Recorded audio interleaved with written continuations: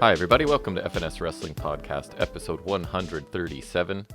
We're back in our basement to record at more of our normal time. I don't know, normal time anymore. Used to be normal. The original time we used to generally record on a Saturday afternoon, because I was just listening back to last week's podcast and we were talking about hopefully this is our last snowfall of the... Nope, we got another one. Warnings for blizzard-like conditions and up to 30 centimeters of snow overnight. We didn't get that much, but because of that possibility, your brother's basketball was postponed from today. Still some debate whether it's postponed till just tomorrow or next weekend, but whatever. Bottom line is we have Saturday free to sit and record, so we weren't in a rush. We didn't have to do it late Friday night or later on a Saturday, so that is good news. In other news, not many will care about, the high school basketball team that I'm coaching won regional championships on, what was that, Monday night, I think it was. Yeah, so and then they mentioned on Wednesday and it was already at a date. Then they mentioned on Thursday and it was even more at a right, date. Which is cool. We've only won that one other time in whatever 20-something years of the school existing, so pretty big deal. We've got a bit of a... Did you say so? Yeah, it is. Basketball is a pretty major sport, and we don't generally win, so it's pretty cool. Sounds right. I'm pretty happy for the boys. Good bunch of guys. And then, I don't know, you're back to working. You don't have this week off, so a couple shifts. Picked up one for tomorrow, yeah? Yeah. And you said it's not closing, so that's good. Yeah. You don't have to get up early, but you also don't have to close. So that's like the peak shift to have, pretty much? Right. Yes. So how much work is closing, though? How much work is closing? Well, it just takes up like a whole last hour and a half or something. Just putting everything away? Yeah, and doing stuff and whatever. All the fruits and vegetables? Nice. Anything else exciting happened to you this week? I played a lot of pickleball, which turns out is really fun. Why? Because I'm doing it in my morning class. Oh, okay. That makes and sense. It's really fun, especially when you have some people who are... I have a couple people who've played it before and are decent, and then a couple people that are willing to stick with it. A lot of people just like, if it's not, they don't pick it up right away. They're just kind of like, it's dumb.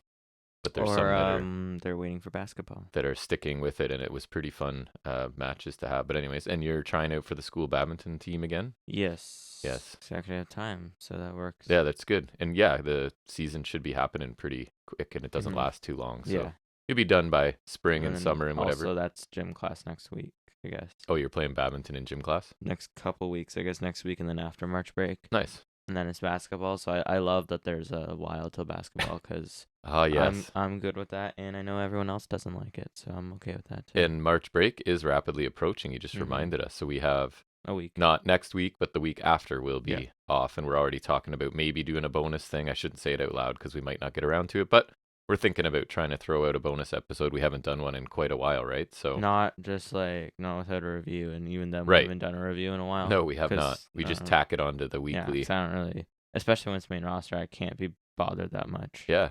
And we've got, Revolution tomorrow night? Tomorrow. Are we obviously going to preview and predict on this show? I've already got it. Nice. I feel like this is going to be a pretty beefy episode because I watched a lot of wrestling. So on top of our Dynamite review that we always do and me talking a bit about NXT and Impact, I'm also going to talk about the Impact pay-per-view that was... Don't tell me. I got this. Okay. I don't think it was No Surrender. I think it was No Surrender, right? So I'll talk about that quickly. I also just finished watching before we came down. New Ring of Honor. The first episode of New Ring of Honor that I'm going to sort of talk about really quickly. Cherry pick a few things from that were pretty cool. But I don't know. Do you have anything else to banter about? One thing I watched this week that was really good was we watched Mando, and that was really it. Oh, yeah. We watched the new season of Mandalorian. Which episode is great, 1 was up. I've been waiting for that for like 2 years. Yeah, you liked it? It was great because I remember the first season was like fall 2019, which was like that's fine. That's the starting point. Then the second season was fall 2020, that's fine because that's like a year difference. That's pretty standard, right? Yep. And then they didn't do it in 2021, which I thought was weird. But okay, next year wasn't last year either. It's only starting now, so it's been like over 2 years. Which I didn't even really notice that, but that is. I feel like a while. Like honestly, like when I was rewatching Star Wars last summer, I probably hadn't watched Mando since the first time we watched them. So I hadn't watched like the first season in like a few years. For the second season still holds up. So, yeah, I really like rewatching that actually, and this does. I think it was pretty on par. Like it was really good, and I think also more importantly for a premiere, it sets up a lot. Yeah. It sets up Mando's like kind of seasonal journey. Right. It sets up the next thing he's doing, getting the droid part, right? Looks like there's an arc in place, right? Which I feel like was kind of missing from the Bad Batch premiere. Just to kind of talk Star Wars for a second, is I agree. the Bad Batch premiere for their second season was like, it was okay, but it really didn't set a lot of things in motion. No. Which I feel like the third episode, where it was focusing on Crosshair and Commander Cody, that one did, because that was awesome. And then also there's the whole clone defection thing, and then also 7 like Bad Batch has been really feels like a bunch of one-off episodes. Right, to borrow a quote from MJF, it's been really mid, aside from, I would say, 3 episodes. I really, really enjoyed 3 episodes. And it's like they want people to be able to just watch any episode, and it's kind of it's just like, so like they're just doing contained. These pointless missions, and it's just it's, especially now they've taken away Echo too. It's just like, I don't know, but Mando is really good this week. I haven't even we're still 2 episodes behind on Bad Batch, and that's we're not super motivated, which is rare for you. I'm like very rare. I don't know. I think I'm really hoping Mando delivers through the 8 episodes they have, because I think that's how long the season is usually. I'm hoping that all really delivers, because Bad Batch has been like pretty hit or miss. Like I say, mostly miss with the 3 hits I mentioned. And then Andor, they are kind of last summer was incredible. Running the risk of like Marvel, you say too, like just doing too much too fast. But with Star Wars, I don't mind it, because I feel like I feel like there's still less shows than Marvel. True. Even though they've had a longer span, and then I think it's not like we're getting a bunch of movies, right? No. At most, we would get a movie every other year. Yeah. Or I guess every year with like Rogue One in there, but like we haven't got a movie in like over 3 years. That's so at true. least if we have a bit of an abundance of shows, that's kind of all we're getting. True. Right? But well, I guess we should end up talking about wrestling, yeah? Go back to wrestling, yeah. Let's do that. So our first segment, every week, I'm sure you've noticed by this time, and that is going to be talking about some of the week's wrestling news and rumors.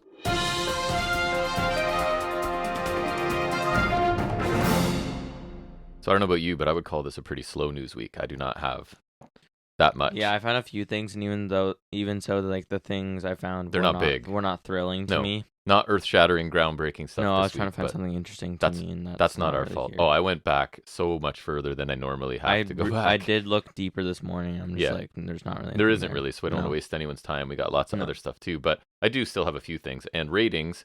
So NXT this week averaged 550,000 viewers, which is down 5.8%. Earned a 0.13 in the key demographic, down 7.1. No comparisons or what they're up against, just a pretty standard ratings in both of those areas, down slightly. AEW Dynamite down a little more than slightly, 833,000 viewers this week. That's 19% down, and a 0.27 in the key demo is down 22.9%.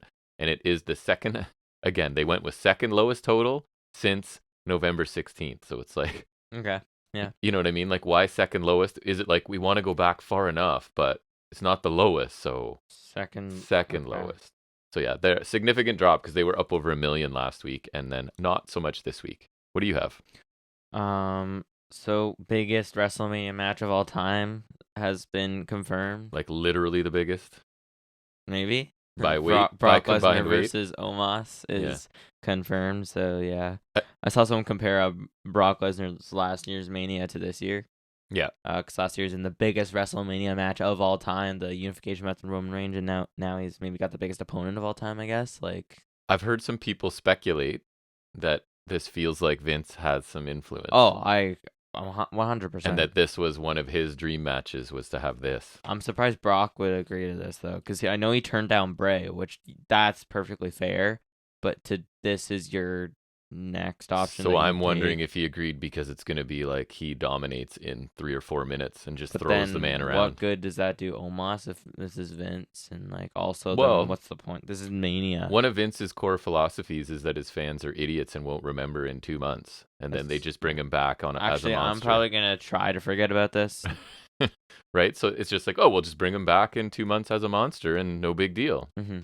I don't know. We'll see, I guess. But yeah, not one that we were looking forward to, that's for sure.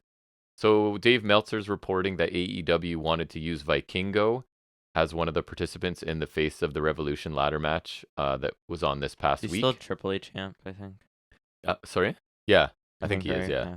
So they couldn't get him, and because of that, they used Commander instead, who we'll get to. Which I'm perfectly fine with. Talking about Commander, yeah. And that in addition, Meltzer said that Commander is like, quote, very much on WWE's radar. So whatever that means, right? But take him with Dragon Lee, I guess. But yeah, we'll talk about our thoughts on Commander coming up. But I've seen him a few times in GCW, and you had not really seen him at all, I don't think, right? So it was interesting debut for him. I only have like 2 more things, so you go ahead. Continuing with WrestleMania, as it's a big. What's your biggest question going into Mania every year? And there's only one right answer. Who's gonna be in the Battle Royal? No. The Andre the Giant? Who's going to host WrestleMania? Oh, yes. Of course. You want to guess who it is? It's really exciting. I mean, it's not even bad. It's just who cares? Is it a main roster person? It's like, yeah, it's a wrestler. It's a wrestler. LA Knight. No, that's not a bad guess. Right? I'm thinking somebody think like WrestleMania's in Hollywood and like think kind of host kind of vibes. Not The Rock. That's too big. No, not huge, but like someone who fits that kind of Hollywood, but not huge. One of the male models. No. No. Who can actually speak and do stuff? I don't know. I'm out. Miz. Oh, that makes sense. Yeah, of course. Sorry, so that makes total sense. That's great. I guess I don't know. Who cares? Has he had much of a role lately on anything? As someone I'm not really keeping up. Since the Dexter Loomis thing, I haven't really seen much of him. No. So yeah, you're right. That is a perfect role for him. Yeah. I should have thought of that. Makes sense. More news from the NXT parking lot. Did you hear about this one?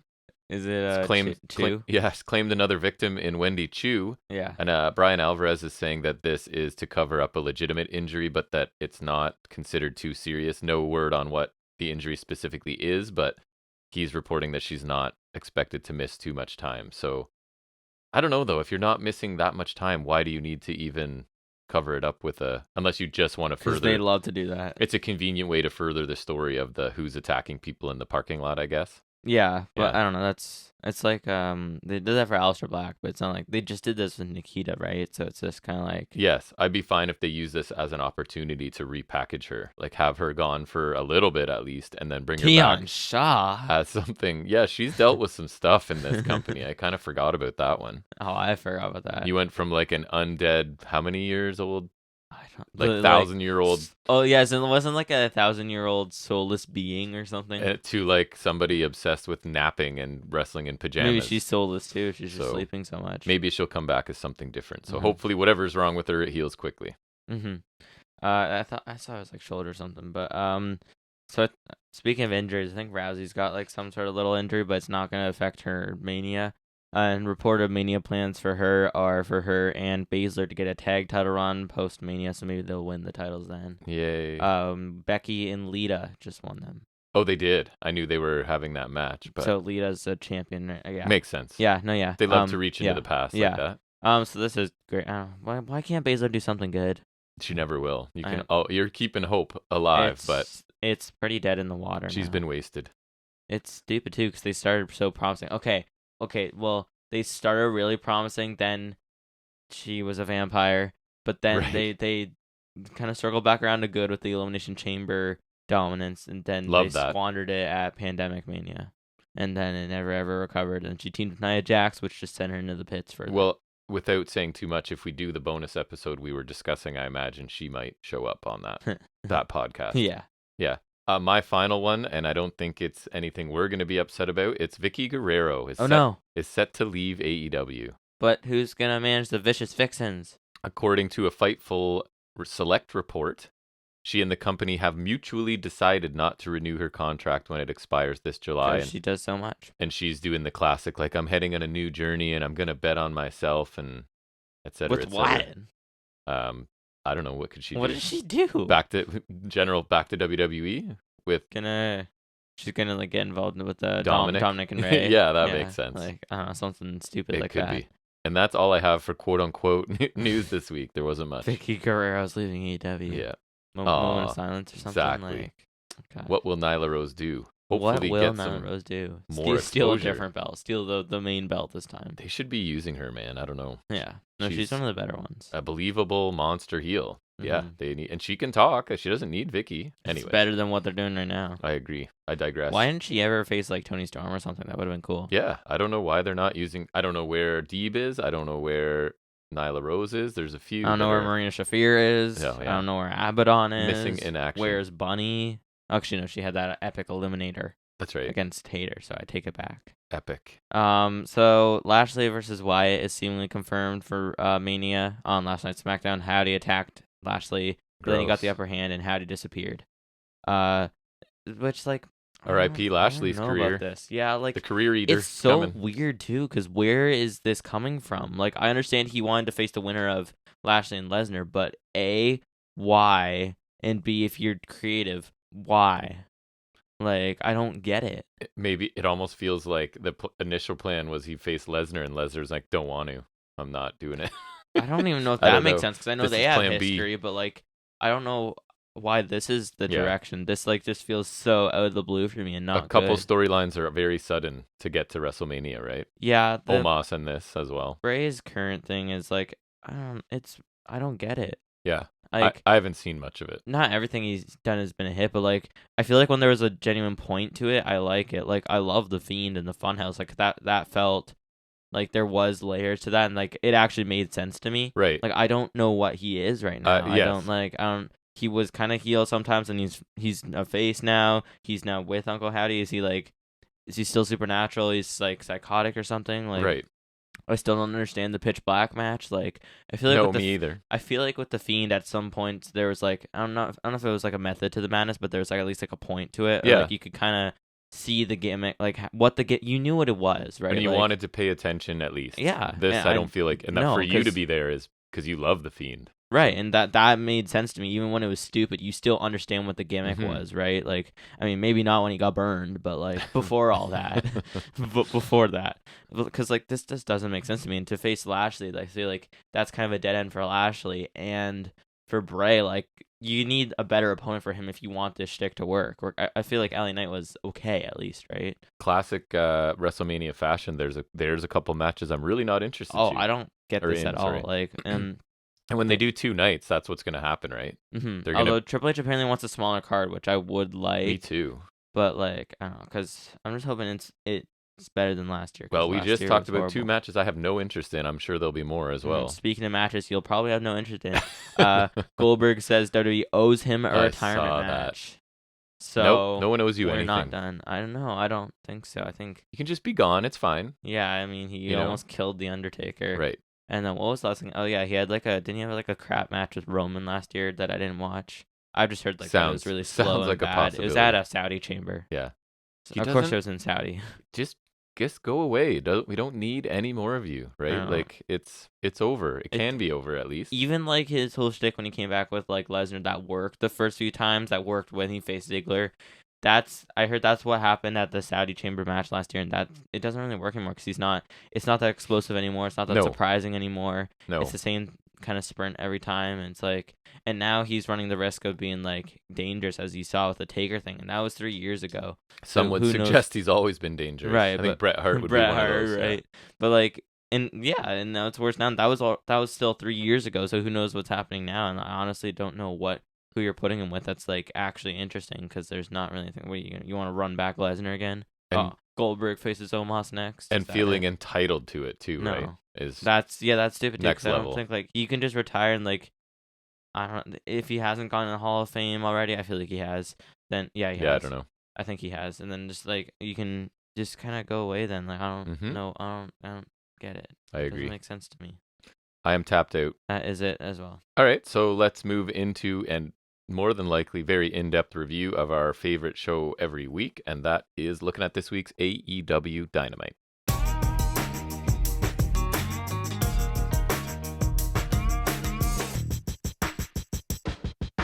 I will eat raspberries while you talk about Dynamite.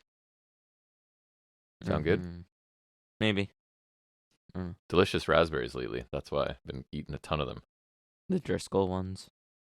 Yeah, you would know. You are my inside guy in the world of produce, right? Yeah, but didn't you get those from Walmart? I don't know. Or did they just use Walmart bags? Because Yeah, probably. I thought that's why I thought they went to Walmart, but then they were talking about like Zayres. I was like, when did Just you took go to bags in. Zayres too? No, because yeah, we have like a bunch of the reusable bags Right. that I've accumulated. So you're welcome. Thank you. Yeah, Mhm. that's right. Yeah, those are I think what you got the 12-ounce ones. I think so. It's the double pack. Right? That's correct, because they are awesome right now. This is good wrestling talk. Yeah, Raspberries. yeah, and then there's the small ones too. Speaking of raspberries, Orange Cassidy. Speaking of fruit, There you go. Yeah, right, okay, sorry. we fixed it. There we go. Yeah. So Orange Cassidy versus who? Who was he facing? You care to enlighten me? Large William, I believe. Big Bill. That's the only time I'll refer to him as Big Bill because that's just ridiculous.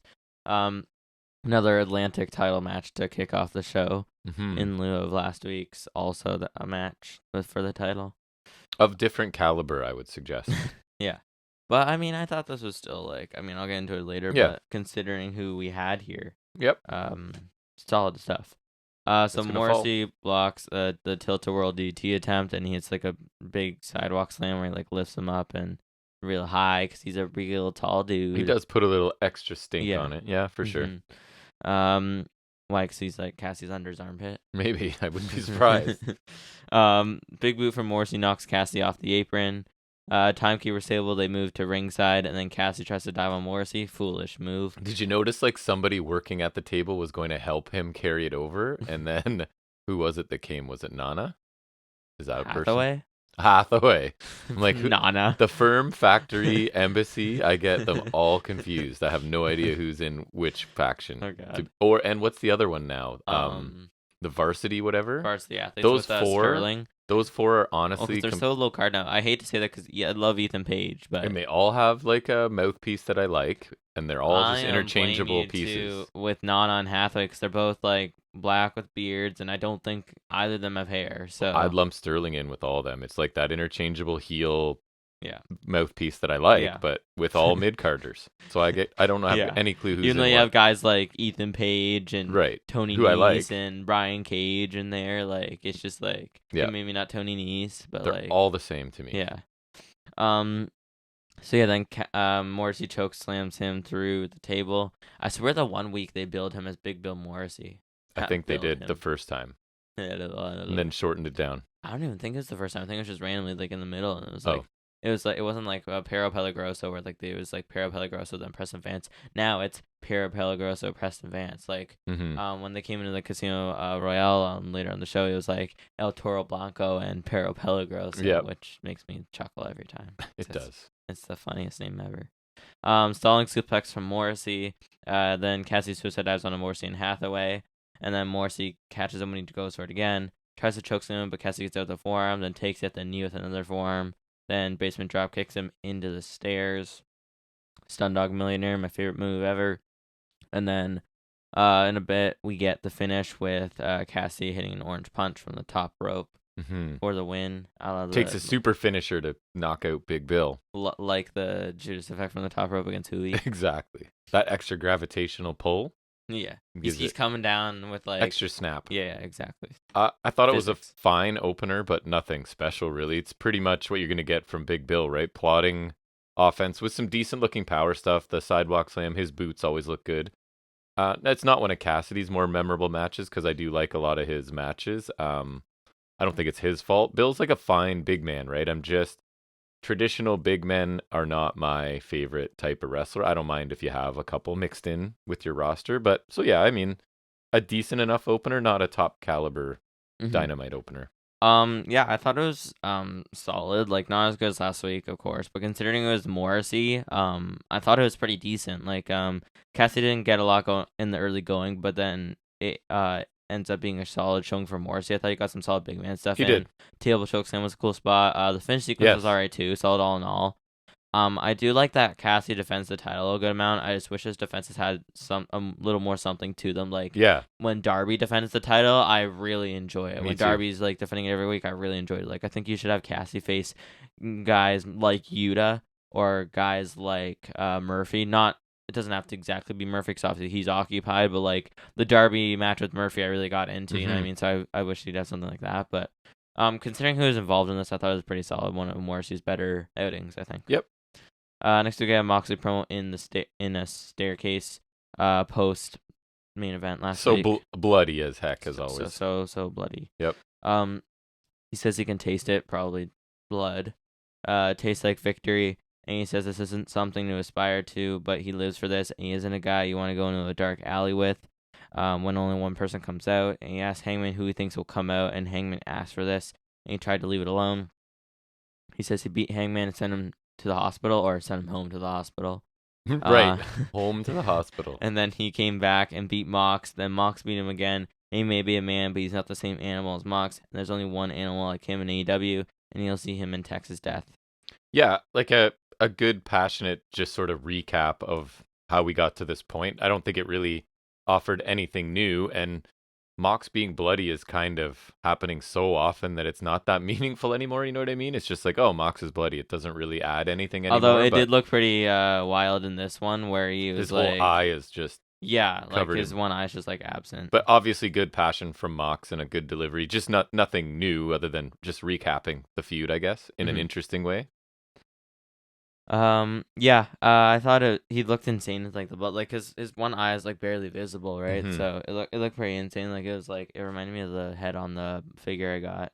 I liked it a lot though. The delivery was really well done. I thought it was a great little bit. It was pretty quick, but it was a really good Mox promo, I thought. Next we get the Elite making their entrance, but then the lights go out right as they're doing quite a the while taunt thing, and then the House of Black appear behind them. Then the lights go out. The House beat them down. Then the lights come back on, and we see them with the belts, and the lights go out again. They disappear. Boom, done. Yeah, I'm not a huge fan. This feels kind of lazy to me. I don't know. I like both groups, but I don't know. This didn't do a lot for me. The whole lights out thing they've done, I mean, they've taken a break from it for a while. They seem to be doing it quite a bit. So, yeah, it was a thing, and I guess you don't want them talking a ton. They say a little bit later on, but like it's not, when you think about some of the previous builds in this company for stuff, this is not exactly it's not the ambitious. Not thrilled with another belt theft, but true, that as well, although they end up laying them down later, right? Which I don't know if it's better or worse, right? And then next we get, oddly enough, the Face of the Revolution ladder match on Dynamite for the Sonic ring. I kind of wish this was on the pay-per-view. It would make it the card, it would probably give them more time, and then also that's a little more intrigue for me. I would say it was even worthy based out of what we got here, to be honest with you. Yeah. I would like this and then some, Yep. So it's Commander versus Konosuke Takenta. That's, unfortunately, that was how Bobby Cruz, right, is on ROH introduced. Somebody best be fixing that Takeshita for his first ever ROH appearance. Versus Konosuke Takeshita versus Sammy Guevara versus Powerhouse Hobbs versus Eddie Kingston, not really, versus AR Fox versus Ortiz, not really, versus Action Andretti. I thought that was an odd choice, but yeah, we'll talk about it. So basically, like early in the going, there's some dives from a few guys. Ortiz and Eddie are brawling around the outside, and I guess they brawled back and are never heard from again. And I honestly forgot by the end, because it is a very engaging match, that they were even involved at all, to be honest. They could have just not been. Right. Or like, you got them brawled before, so at least we don't like think they're in the match. I guess at the end of the day, it furthers their feud and it clears out a couple people, so there's more room for these guys to work. It's still kind of weird. Yeah, I thought so too. Hobbs power slams Andretti into a ladder propped in the corner. Then he misses a corner splash onto the ladder in the corner. Then Takeshita hit a nice German suplex, kind of a high land. Commander rope walks from he walked from one side of the ring to another. Just walked in tightrope walk an entire side of the ring, and then to the other and hits like the springboard, the spaceman punch, Fosbury flop thing. He's crazy. On up the pile of people on the outside. Hobbs hits AR Fox with a DUD onto a ladder bridge at ringside. That was positioned on the apron, between the apron and the ladder. Yeah, that was pretty crazy. A lot of craziness. Guevara tries to grab the ring, but Andretti gets up, hits him with a Falcon Arrow from the top onto a ladder bridge that they have in the ring. The landing was rough. It looked kind of gnarly, not in the intended way. No. His legs kind of got stuck in the ladder. I was worried that. Yeah, it looked. I think we watched it twice because I wasn't. Now I was like, now that I know what happened, I want to watch it again. The shock is out of there, right? Then Commander hits a rope walk into a shooting star press on AR Fox, who was lying on that ladder bridge on the outside. Nailed it too. So that was awesome. Then Commander takes a Blue Thunder bomb off of the ladder bridge in the ring from Takeshita, which was just insane. Looked great. Daniel Garcia interferes, and he and Guevara set Andretti up on a small ladder that they bridge on two-seated chairs. Then Guevara has a swanton off the ladder, off the big ladder through the small ladder in Andretti. Yeah, which is pretty nice. I love when it breaks nice like that. He hit super solid too. Takeshita hits a nice pump knee to Guevara, and he makes the climb for the ring, but Hobbs just runs in a ladder, just tackles it over full tilt, and even it warps a bit. Yeah, it took three refs to hold it down. Yeah, the finish. And I saw people complaining about that, which no, I I'm totally okay with that. Yeah. They did that when Guevara did that insane cutter Right. spot. Like that totally makes sense to me. So especially with how bad the ladder was, like that totally makes sense. It was to twisted, me. yeah. Then Hobbs climbs up and he's on top of the ladder and he grabs the ring to get the win. Then there's some nonsense him staring down Joe. Then Wardlow comes out. Wardlow beat up security. That's not really important. The visual of Hobbs on top of the ladder was super cool, other than the giant Sonic ring. I really feel like they need to find something else. I don't know why that's the thing, and I don't know what else you would use. It's comically it really large. doesn't matter. Even if it was a smaller brass ring, like if that's what they're going for, I think, right? Is that Yeah. you're grabbing the brass ring because that's a WWE phrase. Well, it's a general phrase, but they've used it specifically there. And I thought, what a cool, because it's this giant guy standing on the very, very top, the part you're not supposed to stand on if you've ever used a ladder, like fully outstretched, but then he's holding like a comically oversized Sonic ring. So I like the poker chip better, because at least Me too. The idea It's on there is brand. better, right? Yeah. Yeah. That's a lot better. But excuse me. Regardless, like I was thoroughly entertained by this. It was a absolute car crash with like a ton of memorable spots and a winner I was hoping for, right? If it couldn't be Takeshita, I wanted it to be this was my Hobbs. next best option. And I thought Hobbs looked like a beast, especially early on in this. AR Fox was there to take a bunch of damage. he didn't really do anything. Other than get hit. He just took a bunch of stuff. Sammy did his usual stuff. Commander, I thought, had a great showing. As someone, you hadn't seen him, so you're into Commander, right? Just the high flying and the amount that he can run across the ropes is pretty cool. So he looked great. Takeshita looked great, hitting a couple huge things as well. But just like never a dull moment in this. And like, other than the two guys sort of walking out of here. But again, I guess at the end of the day, I didn't miss them. I don't know how much they would have done here. Right. If they had So, stuff and basically a really good hometown win, which is a non-WWE thing to do for Hobbs, right? Because he's a Bay Area guy. I think they were in San Francisco. I think that's, And so the crowd was behind him. So a great moment for him, and super entertaining, pretty easily my match of the night on this show. Yeah. Yeah, it was epic. I think we should have started the show hot with this. I think this would that would have been a awesome. much better way to start the show, because it was insane. Car crash match for sure, like you said. But it was super fun to watch. It was a great TV ladder match. Other than like those two, kind of brawling away. I think everyone played their part here and had some time to shine. Unless you were AR Fox and your time was getting beat by other guys, but still, that was entertaining. It was all entertaining, to say the least. Andretti's spot may have not gone right, but it's still cool, and the idea was definitely there, right? Yep. Guevara did some cool stuff, and then the typical big fat dive that he'll never not do. Commander uncorked some crazy stuff. Then he took the insane Blue Thunder Bomb from Takeshita as well, who hit some other good moves. And Hobbs had some sweet power stuff. Of course, he got the win here as well. I'm disappointed a lot that they didn't give it to Takeshita, because I thought that made all the sense in the world. But I think Hobbs is definitely the next best option. At least like it's not someone else. Like I could see the reason in giving it to Hobbs if it's not Takeshita, so that's okay. Yeah, I'm happy. I think with this finish of the match, maybe if Hobbs beats Joe, then Takeshita could beat Hobbs, because Takeshita was kind of distraught after this. So I feel like maybe then he'll come calling for Hobbs if Hobbs is champion eventually. Just the same though, would have made sense for Takeshita with his recent push, but nonetheless, I'm really happy for Hobbs. I think he definitely deserves it too. Yeah, I like him a lot. Super fun match, and hopefully this is like him kind of getting back on the radar. So that's really cool, because Starks has been at least doing stuff. Yes, he has. Yeah. Next we get a Best Friends medical update.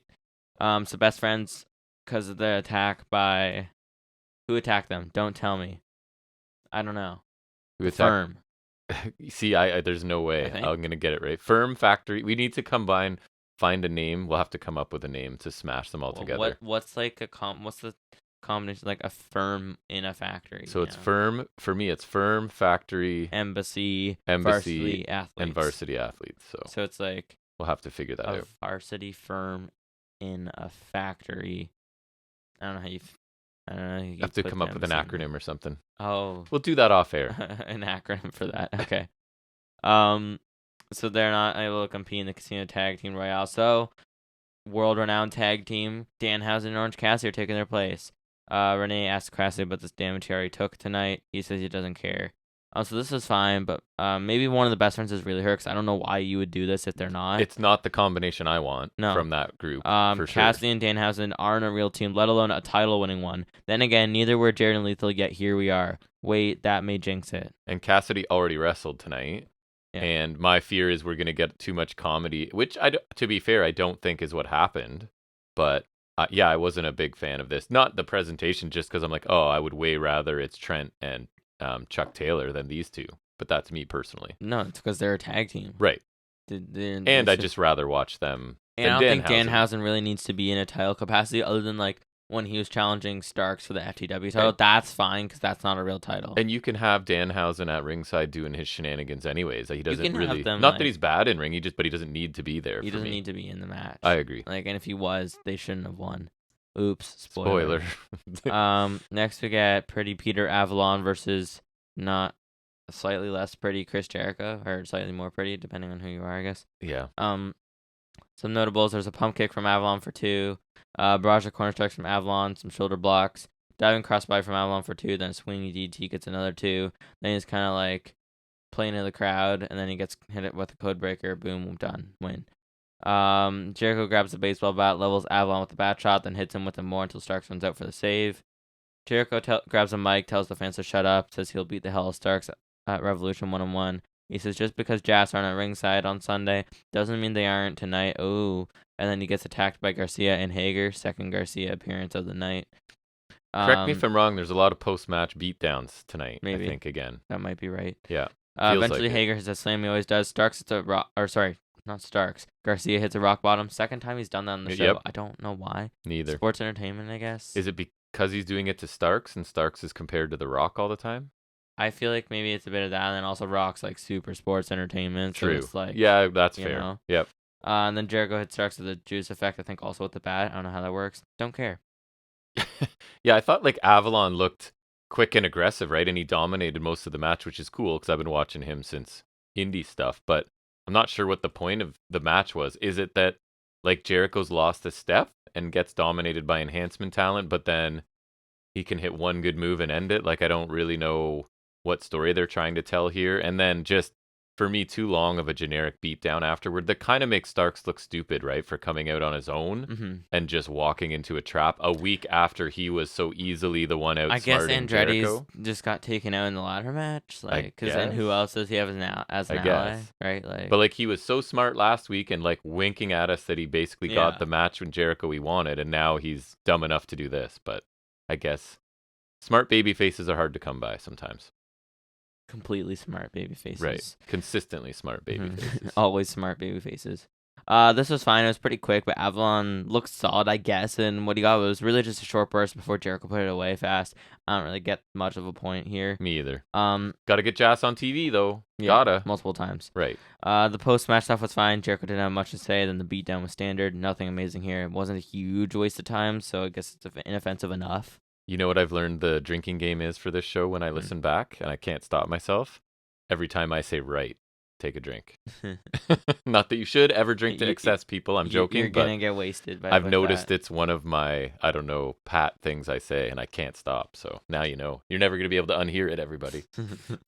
I'll try not to. It's the one episode of How I Met Your Mother where you're pointing at stuff and then the glass shatters. Exactly. And then it's just like... Next, we get a Hangman Page promo. He says that this match is all they has left to lose. He says Moxley beat Uno within an inch of his life last week. Certainly looked like it. Yeah, he did. He was dripping blood. I know. Page said Moxley can't take his heart because he couldn't carry it. He talked about how he was going to take Moxley's spot at the top of the food chain. And he claimed he didn't enjoy violence. He hated it to its core. But he said he'll be the bloodthirsty because that's what he has to do. He says, in Texas Death, you either live or you die, and he ain't dead yet. Well, because you're not in Texas Death yet. Correct. And Hangman said that after Sunday, Moxley will never be the same. Well, if he bleeds, he'll be the same. Another good, intense response to Mox's. The part about never been a fan of violence. You chose a career in professional wrestling, so there's a bit of a disconnect there. But I don't think it really added a whole lot. He did a fine job, but I'm pretty much ready for this match. So I guess it's just him getting a response to Mox, so that's fine. I had no issue with it really. Just didn't love it either. You? Yeah, I liked it. I agree that bit's a little weird with I've never been a fan of violence, but I do like him coming out like that because he kind of he doesn't want to be like Mox, but he kind of has to be violent like that to come out on top here. Yes, and end this strong, so he's gonna have to be different. And I agree that it only works to a degree here, but I think other than that, this whole thing works because of how his character is. Like, it's pretty in line with Hangman, so I think, like, the wishy-washy logic there aside, like, I think it generally works. And, like, he doesn't like it like Blackpool does, Yeah, where because they're, we like, always all say over it. he's the little more thoughtful wrestler, right? So Right. that he's kind of He embracing maybe it. doesn't hate it completely, but But he's not all in like Blackpool right. is. So he's embracing it to sort of, because it's the only chance he has to beat Moxley Right. is to sink to his level. Yeah, makes sense. Right. Now you're doing it. It's contagious, everybody. It's like yawning. Next we get a Christian Cage interview in the ring. We do. Christian Cage is with Renee. He says he thought he was done with Jungle Boy. He said that Jungle Boy claimed None of he was us going to did. win a singles title. No, we knew. We all knew. I may have forgotten, but We all I knew. knew. Okay, we always knew it was circling back to this. Of course. He's talked about how Jungle Boy said he's going to win a singles title this year. He said over his dead body because Christian's going to win a championship, so he made me laugh twice. Unintentionally? I think the first one, I mean, 50-50. 50-50, yeah. The fans are booing and cheering loudly, and he talked about how Jack hesitated to give him the concerto, and he took advantage, and he smashed his head repeatedly, and he left him in his own blood and piss. I don't know how piss factors into this, but, like, you do you. That's a severe beating right there. Okay. Christian claimed that Jack just wants to show mommy, his sister, and his friends that he can win a championship. That's kind of funny. Christian said that his problem with Jack's generation is that he treats his business like a video game. He said he is one of one, while saying he treats this business like an ATM machine, and he's not done milking it dry, which I like that line. That was pretty good. Christian challenged Jungle Boy for Revolution. He said, no rules, no regulations, just a fight, so no holds barred. Not anymore. No. Christian said if you show up, you're just your father's son. Whoa, logic. Controversial statement. All right, that is that's a controversial statement right there. I think this is gonna get them kicked off. You are your father's son. No, that's not possible. And just like your father, you just have the good looks and you don't have what it takes. Christian claimed that Jack didn't have an ounce of what Christian has inside. Christian's probably also his father's son. I don't know, not to get too crazy. I mean, speculation would say Yeah. probably. Yeah. Yeah. So Christian's kind of doing the like angry old man veteran thing here, which is fine, but I liked some things and I didn't like other things because he starts calling Jungle Boy out for stuff that I'm not aware is a thing. Like, you want to just go home and brag to your family. Has Jungle Boy ever talked about his mom and his sister? Not a lot. Well, Christian always brings it in. Also, he was something about like, you're just looking for likes on social media. That's nothing that I've seen Jungle Boy establish for. Also, you're treating wrestling like a video game. I'm not sure, is that in reference to his style? Like, I don't know. So he's criticizing him for like 3 or 4 things that I don't feel like are baked into Jungle Boy's character, unless it's internet stuff that I'm not seeing. But yeah, like Christian had some funny parts here too. So I just prefer my heels have logic, at least for themselves. And I think I also thought he got tongue-tied a couple times. Wasn't once quite, at least. Remember we were loving and we didn't want to when he was super mean and just coming out. I love when he was like, just like going at it. So to me, hardcore. This is far short of that because he won us over with. He was just like a prick to everybody. I love that. That was and we were entertained. Stuff. So this is way short of that, but I get what he's doing. I'm and also some really of it was hoping he okay. gets Luchasaurus back. I hope they figure out whatever's going on with that because I want him to have his right hand of destruction. Right. Okay. Yeah, I just did a disconnect on a few of those things. Like, really? When? What do you talk? Like, how has Jungle Boy demonstrated that at all? But other than that, fine. I don't know. It's weird. Oh yeah, I forgot to mention the lights went on. Like, there's a whole thing on the Tron with Jack Barry with a grave, and he's gonna bury Christian or whatever. Yes. So the match was no holds barred, but now it's the last burial. Which is specifically what? Casket? Just throw him in a grave and throw dirt on him, probably. I'm going buried alive. Cinematch? I'm predicting a good old fashioned buried alive match because I think WWE did a cinematch because for a few reasons, because pandemic, because Taker old, and because they didn't want to do an outright buried alive match because WWE's all. And I think AEW would be fine with just doing a buried alive match, which I feel like that's the only. I mean, you could do the weird way they did the buried alive match in the WWE games in like the late 2000s, like the one I have, the SmackDown vs. Raw 2008, which came out in 2007. the buried alive matches, like you just put them in a casket and the casket gets buried. So they could do that, but I'd hope they just do a buried alive. To be honest, I don't know about you. The stipulation's adding a little interest because I'm not super excited for this angle to come back around, but at least there'll probably be something crazy in this kind of match. That, and I feel like we need the definitive end because the really quick match we got all out was a circumstance because of his injury. Right. So, and then we got the Luchasaurus. Honestly, the Luchasaurus thing was better. Yeah. He's gone, though. Another guy that's disappeared. Yeah, because he was kind of cool. He was. I thought Christian's promo was solid. Not quite as entertaining as OG Hill Christian, but a couple lines amused me still. Yeah, right? Oh, yeah. It fell a little flat at the end. There wasn't much to it, and like some of the bits were weird. And then Jungle Boy spit on the Tron was fine. I wrote this when I didn't know about the news. Thankfully, this is just gonna be no holds barred and not buried alive. Nope. Revise those notes. I really gotta watch my words. Yep. Next we get Hook versus Matt Hardy for the FTW title. Wasn't there some sort of tiny little Baker and Hater thing? And I wrote, it happened. It was fine, I guess. Yeah, I don't know. I didn't even, if that's true, then couldn't have been much if you wrote it happened and I didn't even note that it happened. It's just because I'm so out on this whole I hate it so double much. turn and us versus them and what will Ruby Soho do. I don't hate it, but like, I don't wanna. I'll say it again later probably. It feels lazy to me. It is. Anyway, sorry, yes, so. Hardy and Hook. And every time I hear the Hardy theme, it gets me and I'm like, what? Jeff's? No, never mind. I just associate that theme with him much more. I don't know why. More so, because he used it solo for a while when Matt Hardy was doing the Woken stuff. Jeff still used this, but not even that. It's like I associate it with both of them at the very least. It's I would associate it with Jeff no matter what, but like at least I associate with like if it's Matt, Jeff's following him. I just picture Jeff, I get startled every time. I picture him dancing, doing his dance stuff. I know. Every time. I get freaked out every time. I'm just like, but it's just Matt.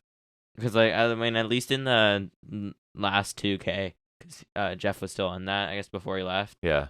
He's got the no more words, which is a lot better. And this involves the firm. I've got it straightened out in my notes. It's the firm. Got it. Not the factory, not anything else. It's the firm. I forgot how lame this whole thing is. Or no, Private Party. That's what I meant. Yeah. They're just like so lame in this. They don't do anything anymore. And I would prefer watching them wrestle to many of the teams that are in the four-way, right? And they're doing absolutely nothing. I know. They should be like, I wish when they were like full baby faces, because ever since they turned heel, they've just been kind of this, like, they've just done nothing. Give Jeff Jarrett's time to someone like them. Why is Jeff Jarrett in a tag title match this year? And this year being 2023, by the way. 2023. Yeah. Yeah. Over, like, I mean, depending on the dates, over 2 decades since he started his company in 2002, even longer since he was like tag champs with Owen Hart. Like, but we digress. What the hell? So Hardy is taunting. He's doing the delete thing. The Hook catches him in a knee bar. Gets a rope break quick. T-bone suplex from Hook. Corner body blows. Side effect for 2 from Hardy. Hathaway hits Hook with a cash out and then takes off. Oh my God, he was fine the whole time. Hardy covers him for 2. Hardy goes for a twist of fate. Hook counters in Red Rum. Immediate tap out. Immediate, right? Yeah. So it was okay. It was about what I would have expected. It was fairly short. Hook hit his usual stuff and looked good. Hardy got a bit in. Nothing mind blowing. It was okay. Hook with a predictable win. I guess he gets to face Hathaway now. Super enticing. I want better for Ethan Page. I thought Hathaway did a good job selling, like when he was sitting against the barricade and realizing he's gonna have to face Hook. He sold that well. But yeah, like. My note is fine, kind of pointless mid-card stuff. I can't imagine too many people care. Like, the firm don't really offer much, and I feel bad because I like Page a lot and Hathaway a lot. I think they deserve better than this, and I kind of like, don't you feel like AEW's kind of painted themselves into a corner with Hook, too? Like, he can't really lose yet, but he also can't really beat anyone super important, right? So he's kind of stuck. He's not really carrying matches either. Like they tend to be. It's got to be somebody he can beat quickly. So it can't be anybody really high on your card. So now it's kind of like what they did with Wardlow. It almost. Is, except he's just not like he's not gonna do like 5 suplexes in a row. No. And, like, so he's kind of stuck in like short matches with mid-card people, right? And I like his for style. A fictional title. I like the throws and suplexes and submission stuff, but like we're kind of seeing the same thing. He's fictional now title winner. Exactly, and it's kind of I don't know. I don't know what they do FTW. with him, because at some point he has to lose, but he's also not having 15, 20-minute matches yet. So I don't know. We'll see. But yeah, I don't feel like this is something that needed to be here at the end of the day. No. The two title matches on the show, and this is one of them. Yeah, fake title as well, which kind of bugs me still. Big title winner. Yep. FTW. All right. House of Black promo next. Malachi Black said that these titles belong to the Elite on Sunday, but on Sunday they should know they've already lost. Now they lay the titles back down and leave them there. As Julie Hart says, "See you at Revolution," and I say, "I don't like you." There's their usual stuff, right? But at least I thought like the second half of it, they were speaking more directly than they usually do. So I am very, very interested in the match. I just wish there was a bit more to this. Like, this company's shown they can tell stories. I feel like we're in a bit of a lull right now in that department. But yeah, I think we just kind of got there because they always speak cryptically. So it's like issues with AEW going after the Elite. Like, I guess there's it's a loose connection here. Lights out, other than, spooky. Other than wanting cryptic the speech. titles, right? Yeah, like, that's it. I saw it was a solid bit from Black. It was really quick. I'm just glad they didn't stick with doing the challenger, stealing the titles, and walking into the match with them. Although then taking them is pointless if you're just giving it back. So it's kind of like a catch-22 kind of thing. It's a lose-lose. Next, speaking of lose-lose, we get Tony Storm versus Riho. Whose side is not Riho? Whose side's Riho on? Nope. I guess she's an original. She would be, but did they mention that? Because they should have for continuity. They could have, because that's kind of the. She's literally the first champion. I was just gonna say she's like as original as it gets. Yeah. Interesting. So, I didn't notice that until you said that. If this is the story, then Nyla Rose is an original too. True. Deeb, I think, could go with Storm and Soraya. If we're just going off of like that, she's an Invader. She's not an original. And was Soho, in WWE ties. Yeah, Soho and her would go there. Then it's kind of like WWE ties as well. Coincidentally. If you're really desperate for originals, you want Emi Sakura. Yeah. For sure. Imagine bringing back Awesome Kong. Yeah. No. I mean, I loved Kong in her prime. What Nightmare Collective? Yes, exactly. Oh, need it. Bringing that back, yes, sir. God, Brandy Rose is such a failure. She hasn't gotten involved yet in WWE, right? God, I bet you it happens. I bet you she will. Because Cody's a big enough deal to be like, listen, we got to have a role for Brandy. I'm wondering if she'll ever go back to being like. I think it would be funny if she goes back to being a ring announcer, but now she's Brandy Rhodes. But it's funny because she was a ring announcer before under a fake name, Eden Styles or something. Right. I think that's exactly what it was. Yeah. Don't ask me why I know that.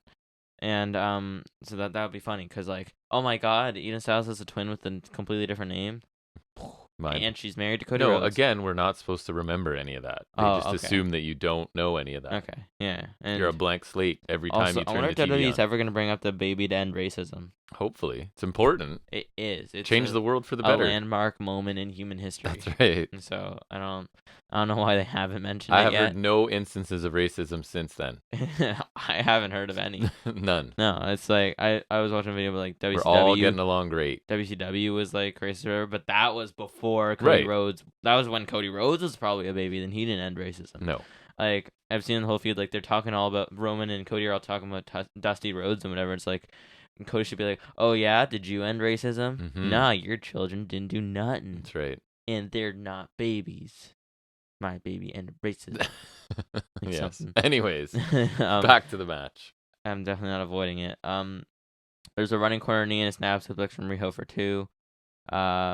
Obviously she did the bridge pin already. Just didn't need to say it. Yeah, you can always tell it's coming because whoever's pinning her has the weakest cover you've ever seen, setting up for her to matrix out of it, right? It's such it bugs me. And then there's such a bad dropkick, like the midsection. Storm didn't even go down. She just kind of sold in, like stumbled to the corner. Your signature offense should not require the other person looking dumb. You're not, you know what I mean? Like you're trying to elevate both of you, not one of you. Soul snatcher. Right.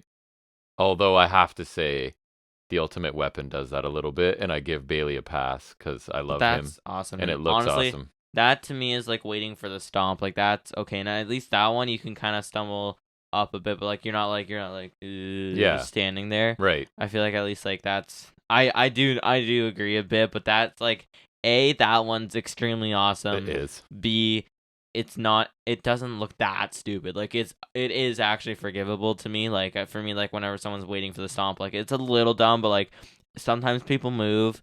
And, like, I feel like when you're setting up for, like, the Eclipse or the Soul Snatcher, you're never moving. You're always, like, waiting there on your to feet, take it. staggered, right? which you're never really on doing. your feet, staggered, always to take it. I feel like at least with, like, Ultimate Weapon, or at least definitely the Stomp, there's always, like, either, like, when Orton was waiting for you, caught him with an RKO, or, like, someone will miss, or, like, roll away and, like, roll him up or something. Like, it's, like, sometimes there's a reason they're waiting there. Like, I don't know. It's not as stupid, so it's, like, it's always dumb when they do that. But Riho's right? bugs me. Yeah, no, I agree. So, like, you're covering her in a way that you never, ever, ever cover anyone. Like, just ever. out of your way, going out of your way to let not her... put your body on them for a pinfall attempt. Yeah. Why are you bothering? Because in the real world, that's never happens. Right? Like, yeah. She's just... Anything could crush her. There's a hip attack from Storm, knocking her off the apron. Then Saraya hit her with a cheap shot that the ref didn't see. Ooh. She's so bad. Hell. Just so disinterested. Oh, they didn't spray paint Riho. No. Damn. Crossbody to the outside from Riho. Saw that coming a mile away. It's like because her like skirt and whatever flaps, like, you know. Northern Lights suplex by Riho for 2. Surprised she couldn't lift anyone. Hip attack from Storm for near fall. I thought that was gonna be the win for a second. I was like, what? No. Because then like, and then Storm locks Riho in a clover leaf. But Baker distracts her, and then Riho rolls her up for the win. Yay! Distraction roll up on your women's match. Storm attacks Riho, then brawls with Baker. Saraya, Storm, and Hayter then brawl until they get separated. You can tell I'm really interested. Post-match attack. What a brilliant idea. Oh, wait, it's every match today. Cool. I don't know. I guess a fine match. I thought the finish was lame. The distraction roll-up WWE style, I'm not a fan of. I just feel like there's usually a better way to get where you want to go. But I thought Storm had a couple aggressive sequences. The crowd seems to be behind Riho more than we are. Like, I don't dislike her. I don't really see what the hype is about. There was no real story or stakes here, right? And Riho hasn't really been around much. Kind of felt like it was just there for me. In the aftermath, there's just standard AEW. I swear stuff. to God, sometimes they bring in Riho at the most random times. And then there was more of the whose side is Soho on, because she attacked both of them, right? So we still don't know. And I'm not sure who cares. Yeah, it was like, didn't she like hit Saraya and then Hayter said, yeah. And then and the plot twist, she hits Hayter too, right. And they all brawl. So it just feels like this division is uninspired would be the word I would use, like to imagine that like now they've all brawled and like they're both Saraya and Storm and then Hayter and Baker are all still hoping that Soho sides with them, even though they're all just fighting. Like, yeah, I just like to think in my head that they're still hoping that that's a possibility. Like, she's gonna side, she still has to side with one of them, and then she's fighting them both. Like, exactly, she's gonna have to make a choice at some point. Right? It's like this eternal war. Like, you gotta have a side eventually. You know, it's like us versus them, and I don't really care about the us or the them. Cargill could be an invader, I guess. No, but she's like. She's not original, so I guess she kind of has to. But well, she's now not you've got invader. the tweeners, so 3 factions. We can explain, get it even further. So you weren't in WWE, but you weren't here from the beginning either. So but what about someone like Hogan, who's like she's from somewhere else, but she's not from WWE? So would she be an invader too? Because she's from Impact. No, she doesn't count. Okay, so she's a tweener. It's just too. the stink of WWE that bonds them. She's a tweener with That's right. Cargill. So they'll reunite. Yeah. Velvet. Okay, so all the baddies. That's right. All of the baddies reunion tour.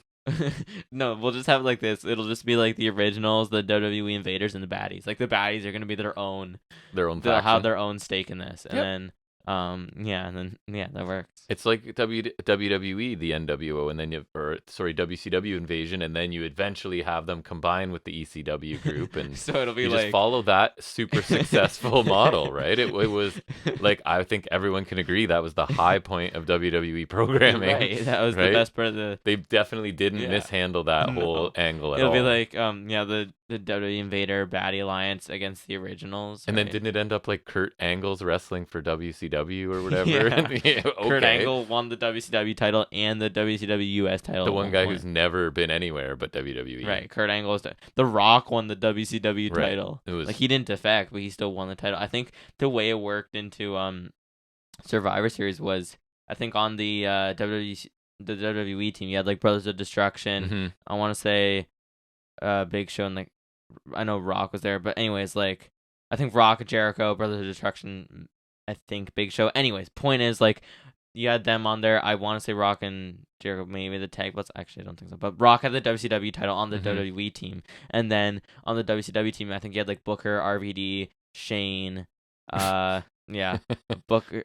I said Booker, right? Oh yeah, Kurt and Steve. Yeah. And so Steve Austin has the WWE title on the WCW team, and then WCW So title, stupid. and then Kurt Angle Yep. has the WCW US title, or he did before at least. He did at one point. Anyway, it's all weird, like, and so then you need to follow that. You need to get like as many originals as you can. So you need like the ones we already have. Then also Nyla Rose, Riho, Emi Sakura. I guess Awesome Kong if you really need one. And then you have them fight the baddies and the invaders. And then Willow would be a baddie on the baddie squad, right? Because she's not from original, there, and but she's not from there, and she's black, so we can put her in. So she meets the criteria. Yeah. Okay. So we'll have a redo in the invasion like over 20 years later, except it's better. Ember Moon joins Saraya. Right. Oh shit. Yeah, Athena. That's perfect. Actually. Yeah, Saraya Athena. And I guess I forgot. Who I completely forgot about until I watched ROH today. Oh yeah, I think that's the curse of that's the curse of the ROH women's title, because I feel like that's the only title to not have a prominent. Well, they don't really have much of a division, to be honest. No, they don't, and I think that's part of the thing. But like literally the only time the ROH women's title was ever even relevant was when Martinez beat Perazo for the undisputed. Yep. With the 2 belts, because other than like.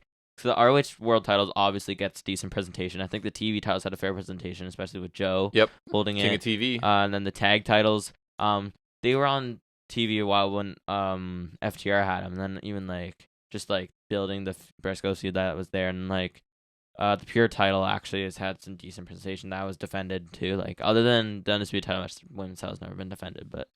Anyways, that was quite the tangent. It was. Yeah, I didn't even talk about the match yet. It wasn't great. It was another mediocre women's match for Dynamite. Pretty short, not a lot to it. Doesn't help. I'm not a fan of Riho, and Storm is not great in this run. I'm not liking Storm again. I feel bad for her, and I can't believe I'm saying that. I don't think it's her fault that I don't like this. No, I don't either. But I don't like it. I agree. Not her fault. I don't like it nonetheless, right? The finish was lame too. Like I was just like kind of groaning with the roll up, and Riho almost didn't really nail it either. Mm-hmm. The post match was nothing that notable either. Nope.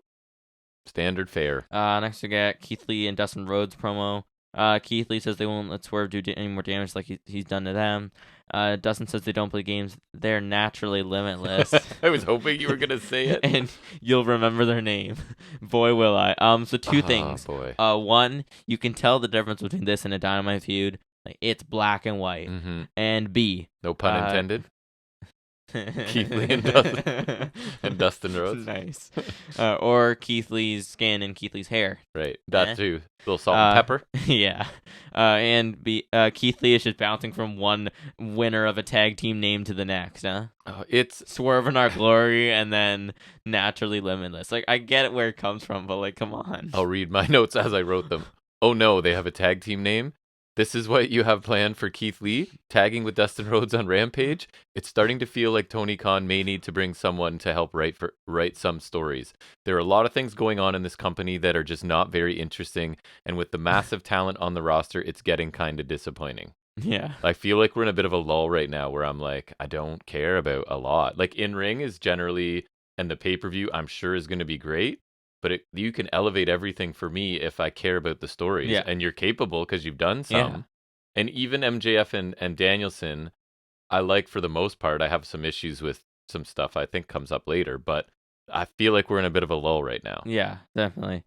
Yeah, and did I tell you Swerve was going to be down the card, or did I tell you Swerve he's disappeared, it feels like. Pretty much. Much. Well, I told you this thing was a curse for him. And now like he's wrestling with Parker Boudreaux. Say what you want, but then he's wrestling with Parker Boudreaux. They're gonna. I showed you the boot, didn't naturally limitless or whatever. I think he pinned Dustin Rhodes after that boot. Nice.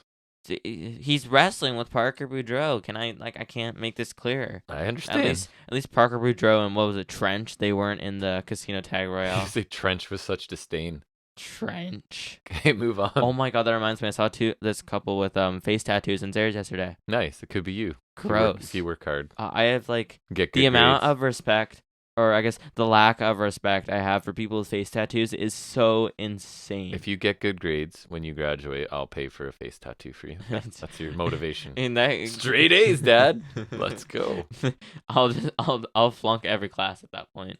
That goes for Mike Tyson too, but like I see he doesn't have a million because like it's the stupidest thing you could possibly do. It's a bold choice. I don't know. It's like people do what they want. And it's so like there's no face? going back from that either. Like I just isn't. the lack of respect, the minimal amount of respect I have for those people is just it's so large. Okay, back to wrestling. Anyways, next we got the Casino Tag Royale for the last spot in the amazing looking tag title match. And it basically feels with a bit Jeff Jarrett. like a reboot of last week because it's most of the same teams, which I think is a weird thing. Which they did last time. They did. They had some of the same teams last time. Yeah. I mean, hey, at least they had the Kingdom this time. Amazing. Got to watch them on Ring of Honor as well. I got double dose of the Kingdom this week. I'm so happy. I know. I bet. So happy. So Dark Order enter first, and then the second entrants are Blackpool. But they attacked Dark Order from behind during their entrance. Just reinforcing they're even heelier. Like they're definitely leaning into that part now, which I'm fine with. And the match starts with a brawl. Then coming back from commercial break, we got our third entrance with LFI. Supposed to be minute intervals. No, they were all over the place. The commercial break is 3 minutes. Just an FYI. They were all over the place with the timing. We got a stroke exchange with Claudio and Roosh at one point. Lucha Bros enter number 4. Penta's really colorful, some golden red. It looked cool. Yeah, I really liked it though. Lucha Bros had stereo super kicks to El Toro Blanco and Pero Pelagroso. I feel like they picked up the pace when they got in there. Aussie Open enter number 5 after way more than a minute.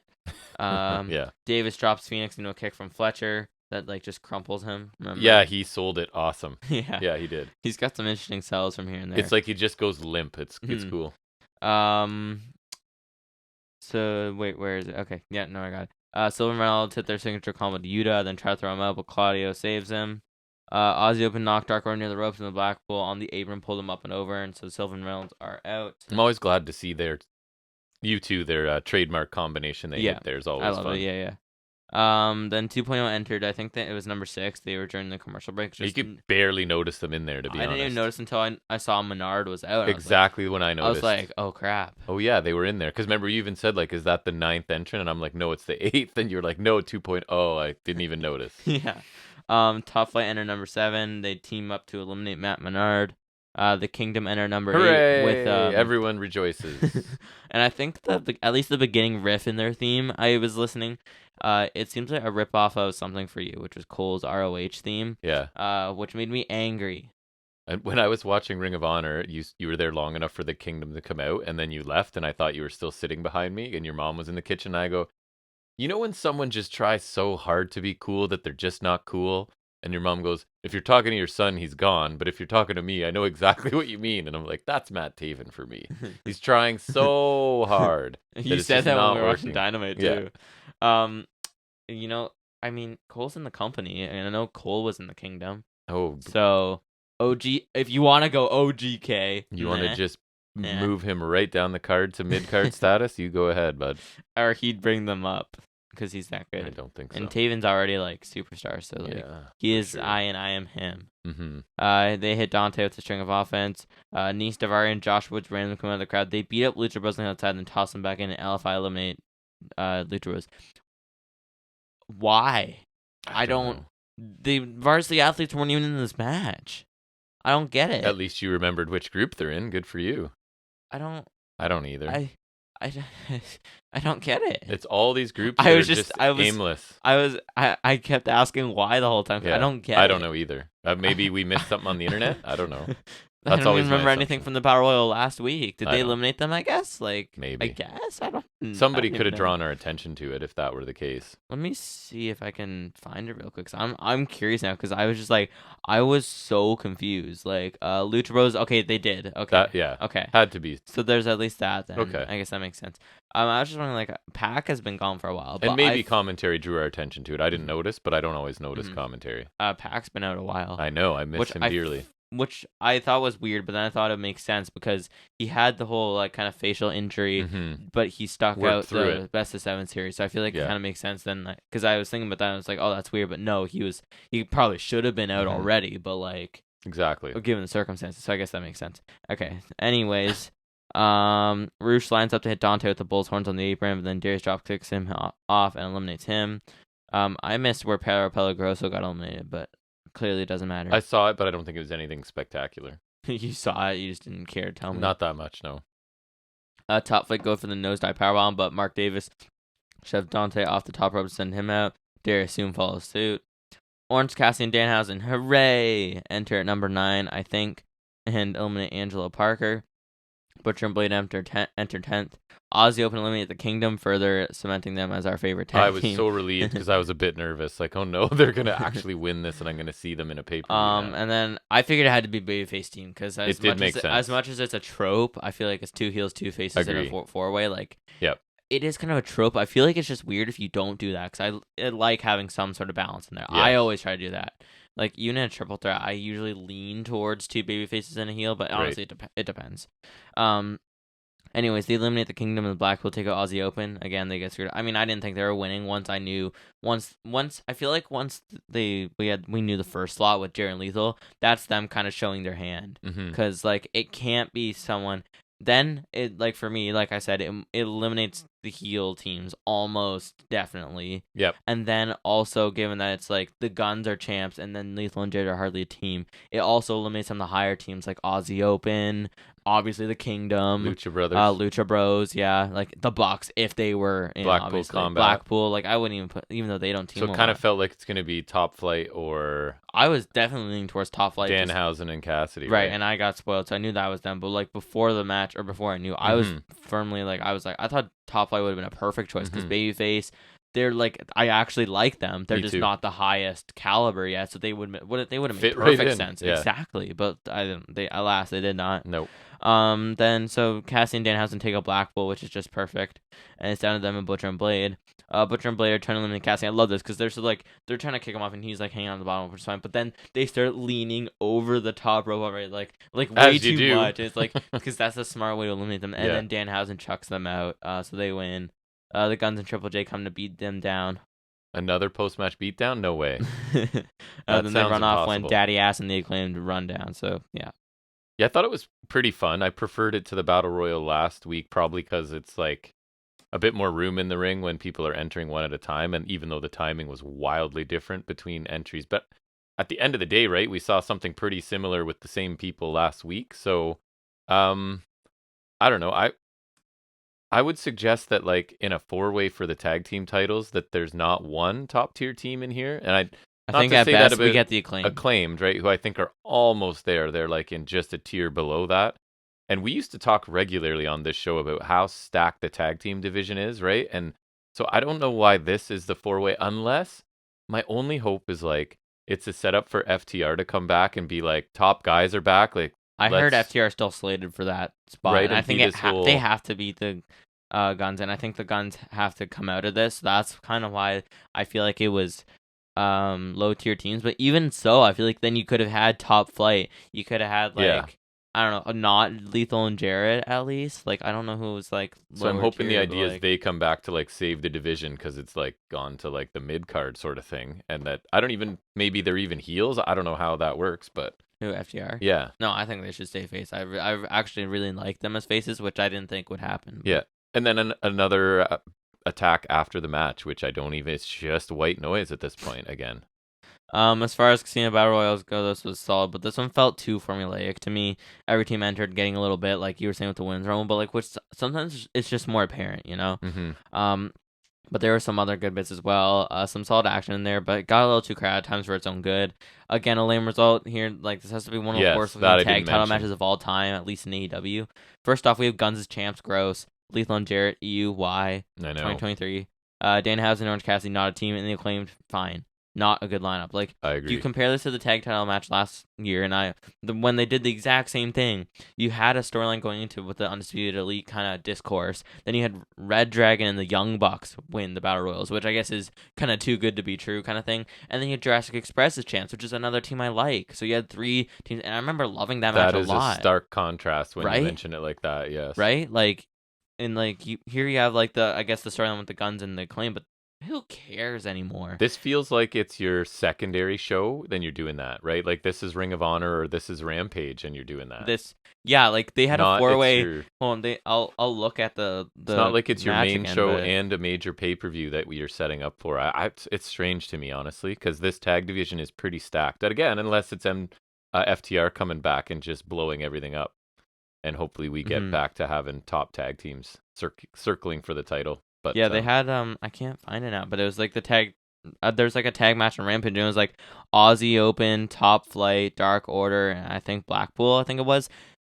That's already better leagues ahead of what we're getting in our tag title match, and that's just like it's a random throwaway match on Rampage from this match. So like, I don't understand it.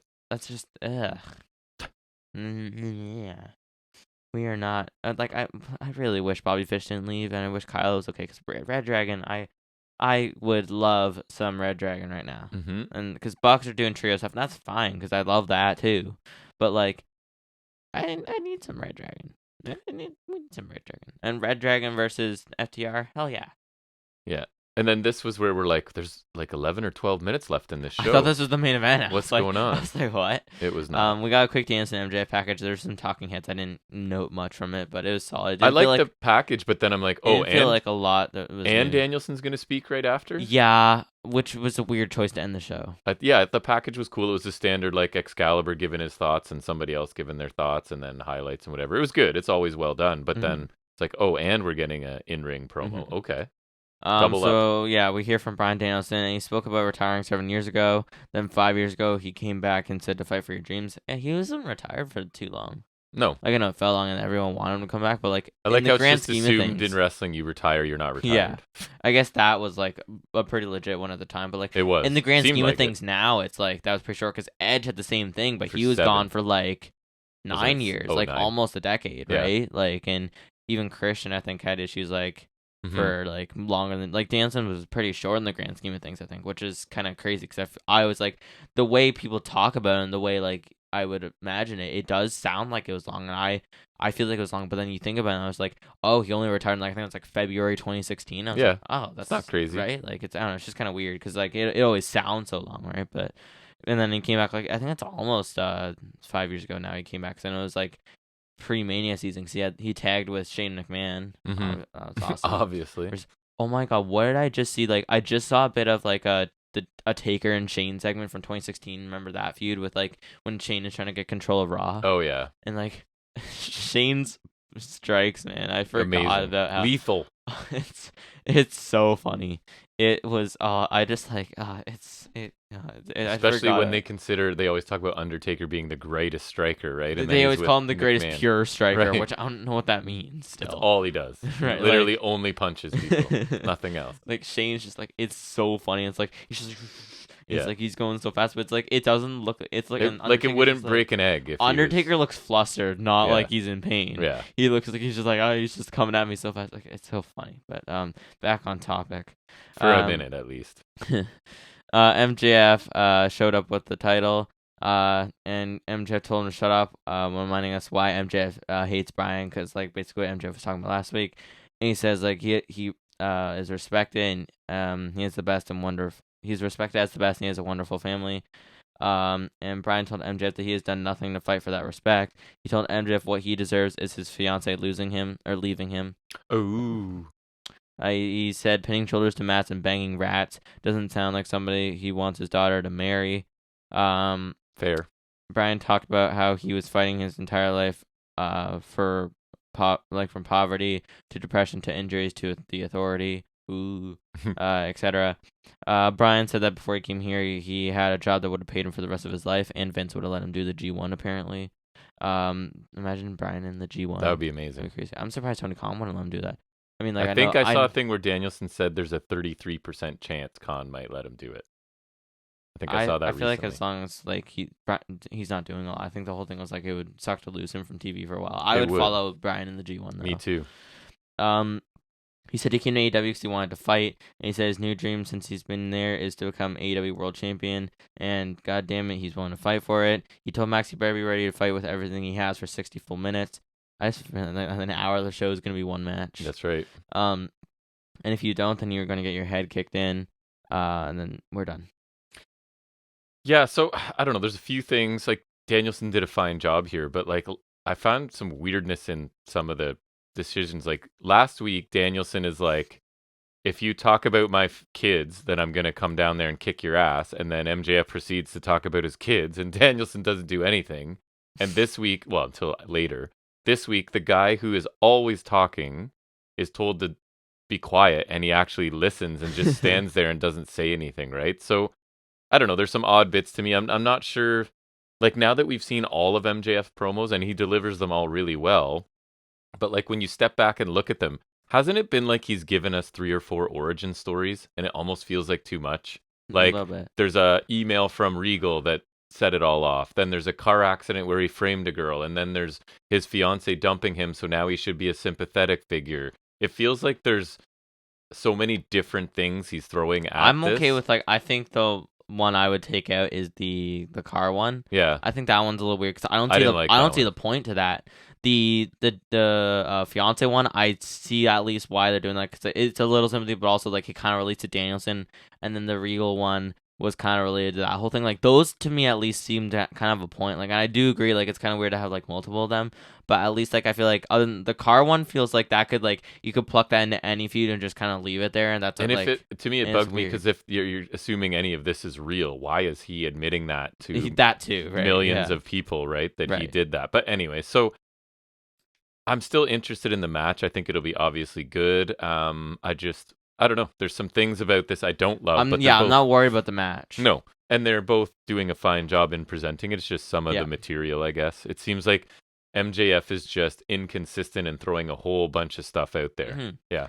Yeah, I thought it was like a solid promo from Dan. I like the intensity and some of the callbacks that he had, and I guess like it was weird that MJF didn't speak, but at least that was kind of a change of pace. Like he cut off Yeah, MJF I don't think I pretty much needed at the pass. I Right? didn't need to hear him. Yeah, because he's been on the kind of the offense, I guess. Yeah. Verbally.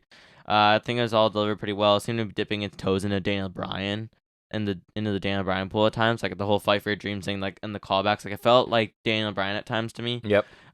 Before like circling back to the Violent Bryan Danielson at the end, but it was solid. It was a little shorter than I expected considering it ended the show. And for a main event segment, it falls a little flat for me. That is a good It's point. not a bad promo, and I thought it was pretty solid, but it for a main event segment it falls flat because I thought it was a good promo from Danielson. Don't get me wrong, but it's not one of those ones that's deserving to close a show. Like there has been some like I want to say Mox and MJF did one, maybe Punk and MJF. Like there's some where it's like, oh yeah, it's like it's not a match, but at least like it makes sense, and that was good enough to go on last. Mm-hmm. But this doesn't really, and I don't know. It was pretty short. I don't know why this went on last. You know, And I guess I assume Danielson's not winning, so this was at least he gets the last word right? when it comes to promos Mhm. or something like that. Yeah, overall, I kind of thought this was another down week for AEW. This company still consistently puts on the best matches I see each week, but again, there was a time where I was pretty invested in multiple storylines in this company ahead of big shows, and I haven't felt that way in a little while. So, some concerns, but still, I don't. Every week, I still enjoy watching the show. I thought the Face of the Revolution ladder match was the best thing on this show by a pretty wide margin. Because the opener had Big Bill, so there's a ceiling there. We got a 4-minute hook match, a 3-minute Jericho Avalon match, a women's match with a distraction roll up, and then the tag team battle royal that I thought was above average, but nothing amazing. Danielson's promo to end the show was probably obviously the biggest segment, and it was good. And Christian really got the only other lengthy promo, I would say, and parts of that were fine. So another okay episode. I think I liked it better than last week, which was a C+ from me. So a lot of it's on the strength of the ladder match. I'm willing to give this a B-, but again, not on the high end of Dynamite shows for me this week. I'm hoping they kick it back up into the A range pretty soon. You? Mm-hmm. Yeah, I think it's about time we get something like that. And I feel like that happens sometimes where like I don't know, there's a bit of a down period, and then there's just like a banger out of nowhere, you know. Oh yeah. That's But yeah, I definitely think in general possible. it was a pickup from last week. Still some noticeable blemishes on the show, but I feel like I was more interested on the whole. The best was by far was the ladder match. It was absolutely crazy, and I love that. And a solid result, by far the highlight, best match on the show, favorite thing on the show. Added it to the list actually. I enjoyed it so mhm. much. Some other good things in the Mox promo, which was probably my favorite of the night. Like I really enjoyed his a little bit. Hangman's to pair with it was good. The Casino Royale was fine. Christian's promo was solid. Main event segment was okay, and then the opener was pretty solid. House of Black was also fine. Jericho Avalon FTW matches were okay. Women's match not great. Overall it's a solid show. I think I picked it from last week, so I'd give it a B. Yep, sounds fair. You liked last week a bit better than me, and I this think week better that's than me. kind of the rationale there. Yep. All right, so that's going to wrap up our Dynamite review. We'll move into our trivia segment. Going to ask Jack a few questions, and we call that Off the Top of His Head.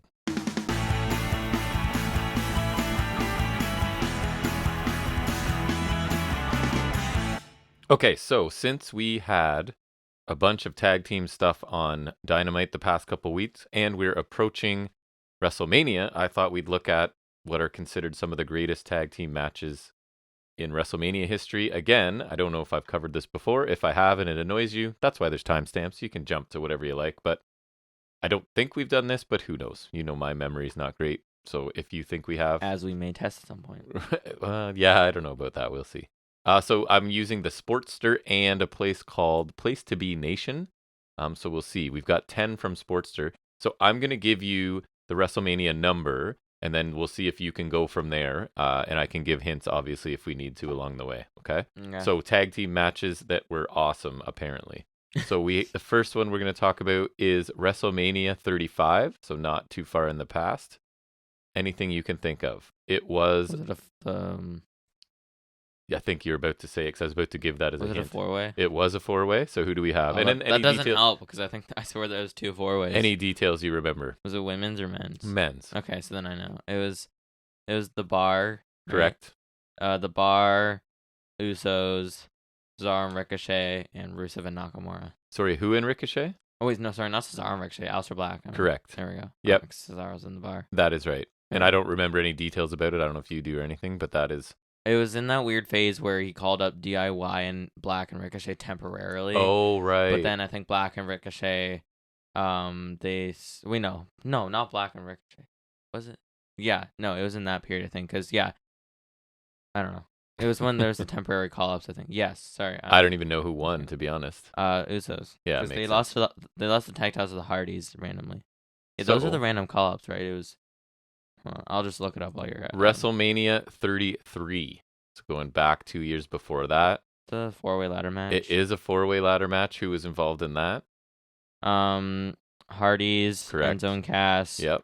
Good Brothers and the Bar. That is correct. I don't remember who won that either. Do you? Hardy's. Nice. That was their big return. Oh, makes sense. I remember that reaction was crazy for that one. Oh yeah. WrestleMania XX, as they say. Which I think is 20. This is all like... 4-way? No, it's not a 4-way, but it's all like mega stars. Oh, okay, right. It doesn't have to be tag titles. Was this Rock and Sock versus Evolution? Correct. Yeah, that's a handicap, right? Yeah, and that's funny. The first line is, this might technically have been a handicap match. Still Why? Tag match, Explain that. 2-on-3. Right. So you got that one. This was going back now. Good luck. WrestleMania 9. Tag team match. I feel like it was either like a team that wasn't in WWF for super long against one that was WCW, WWF. Was the Steiners and someone? The Steiners is correct. Very good. Like head shrinkers. Wow. Why? I don't know. That just made sense. That is indeed what it was. Very good. I'm impressed. I thought that one, no way. This one, I think more likely. WrestleMania 2. I don't know if it would have been for the action, but more of like the people involved, probably. Okay. And maybe the action was good too. There's some decent wrestlers in there. I don't know. So we've got, what hints can I give you? No, that wasn't the little people. A super famous foreign team. Like Wild Simones? No, one powerhouse and one smaller guy who is... Power and Glory? No. The smaller guy is like a legend to smaller people. British Bulldogs versus... Oh, Hearts? Nope. Nuts. I know, but I don't remember. One of Hogan's buddies. Oh, Nasties? Nope. Damn. Who does Hogan bring with him everywhere? Beefcake? Yeah. Oh, and the Dream Team? yes, Dream Team, which is Beefcake and? Valentine. Correct. WrestleMania 7. You just 7. mentioned one of the members as a friend of Hulk Hogan. What, Nasties? Yeah. It was the Nasties and someone? Yep. Okay. Was it Rockers? No. Was it... Oh, I forget the team name. It was like... It's a team name you would know. 100%. Involves a Canadian. It's the one with Martel and Santana, right? Nope. Is it Martel and someone? Nope. Dina Bravo and someone? Heart Foundation. Oh. You thought too hard. WrestleMania 1. The Was big one. Hogan and T versus Piper and Orndorff. Right. Yep. Oh, I love it because in the DLC, Mr. T comes out to Real American, so I get to put that in the jukebox twice. Because say we want about Hulk Hogan, his theme's a bop. Wow, sports are saying this one's number 3 from WrestleMania 34, Intergender. That one, really? That one? Yeah, who is it? Rousey and Kirk Angel, Correct. famed WCW champion. Exactly. Kirk Angel versus Triple H and Stephanie McMahon. Correct. People always renown that. Like I don't remember. Like I know it was a good debut, but I don't remember even loving it that much when I watched it the first time. The last two I ones. never really watched it. No, it's not. I don't think it was that great. The last two, before I jump to the other website, are pretty clear. WrestleMania 2000. Take a wild guess. Triangle ladder match. Correct. Hardy's, Dudley's, Edge and Christian. Who won? Edge and Christian. Yep. And then number 1 is WrestleMania X7, widely considered the best Mania. What? Just TLC 2. correct, which is Hardy, Dudley's, Edge and Christian. Edge and Christian won that. I think Edge and Christian won all of those. right. I think they won TLC 1 too. I think you might be right about that. All right, here's a couple Which different was ones SummerSlam, so. from the other site. This one I wouldn't remember. WrestleMania 11. Oh wait, isn't it? It's Smoking Guns, right? And Of course. isn't it Owen and Yoko? It is indeed. That's one of the greatest matches. That's according to this. It's number 10. Okay, sure. According to this Is one. there not corresponding matches on these, or? There might be a few. I'm going to avoid any that there's overlap. So Okay. far there isn't. I'm looking at the first 3 here on this list, and there's no overlap yet. Yeah, because who else is picking Yoko and Owen? No way you're getting this one. WrestleMania 1, but a different match. Barry Windham and Oh Mike my Rotundo God. versus Iron Sheik and Nikolai Volkov. Oh, because you looked at the poster. I was going to say, how could you know that? But yes, we have a I poster. probably would have known that once you told me to, because Right. I know Sheik and Volkov are very at the time. But then I was like, wait, that's the one we have the poster for. WrestleMania 9. I thought we already did that. Oh, was it Money Inc? No, this was a team you... Oh, was it who you were thinking of before, maybe? Like not Can-Am Connection. No. right? No, but I know it's Santana and Martel, right? Correct. I know their name. Don't Two tell me. words. Strike Force, You're right? right. Okay. there we Taking go. on... They weren't facing Money. Were Natural No. Disasters? It's an all-time legendary team. No. Quebecers? No. All-time legendary team? You went with Quebecers? I thought you were being sarcastic. No, I wasn't. Think Okay. Face Paint. Oh, Demolition. Correct. Okay, no, that makes sense then. So next one again, not a duplicate. I'm Wow, surprised. okay. WrestleMania 6. 6. Okay. One of the teams was just recently mentioned. Quebecers? No. Nasties? Was actually in one of the matches. Nasties? No. Strike Force? No. Can-Am Connection? Demolition. Demolition. Versus? Was it the Japanese dudes? No. Okay. Like wasn't Tenryu and someone? No. Okay. A famous big man. Oh, was it Akeem the African Dream and No. Bossman? Okay. Andrew the Gant. Oh, a Colossal Connection. Okay. Correct. Colossal That Connection. makes sense. Another one that wasn't there. Wow. This match, I would assume, would have been fun. WrestleMania, what is that? 19. You sure you got the new? And it is right? 1, 2, 3 teams. Oh yeah, wasn't I want to say it was World's Greatest Tag Team or Team Angle? Team Angle, Okay. correct. Was Guerrero's in there? Correct. And his name shall not be said. It's Benoit and someone. There, Yeah. Right? And I Impact thought it was Wrestling Benoit. star, current Impact Wrestling star, quote unquote. Oh. Former ECW champion. Dreamer. No, Rhino. Rhino's correct. What the? Okay. Another one that doesn't overlap. WrestleMania 14. What the? Okay. Oh, I feel like I know. There's a dumpster involved. Oh yeah. Okay, that's not even what I was thinking, but now it makes sense. It was New Age Outlaws, and then it's Cactus Jack and Chainsaw Charlie. Correct. Or Terry Funk and Pantyhose. That one is a duplicate. Finally. That one is a duplicate. And then the top two are obviously always going to be those ladder matches. So that's it. I would say you nailed almost all of them, right? Most of them. I thought I was going to stump you on a few more than I did. So good job. All right. So we'll go back to the week of wrestling where I've got more than usual to discuss. Sort of cherry pick the best and worst of the rest we watched this week. And that's what we call Highspots and Restholds.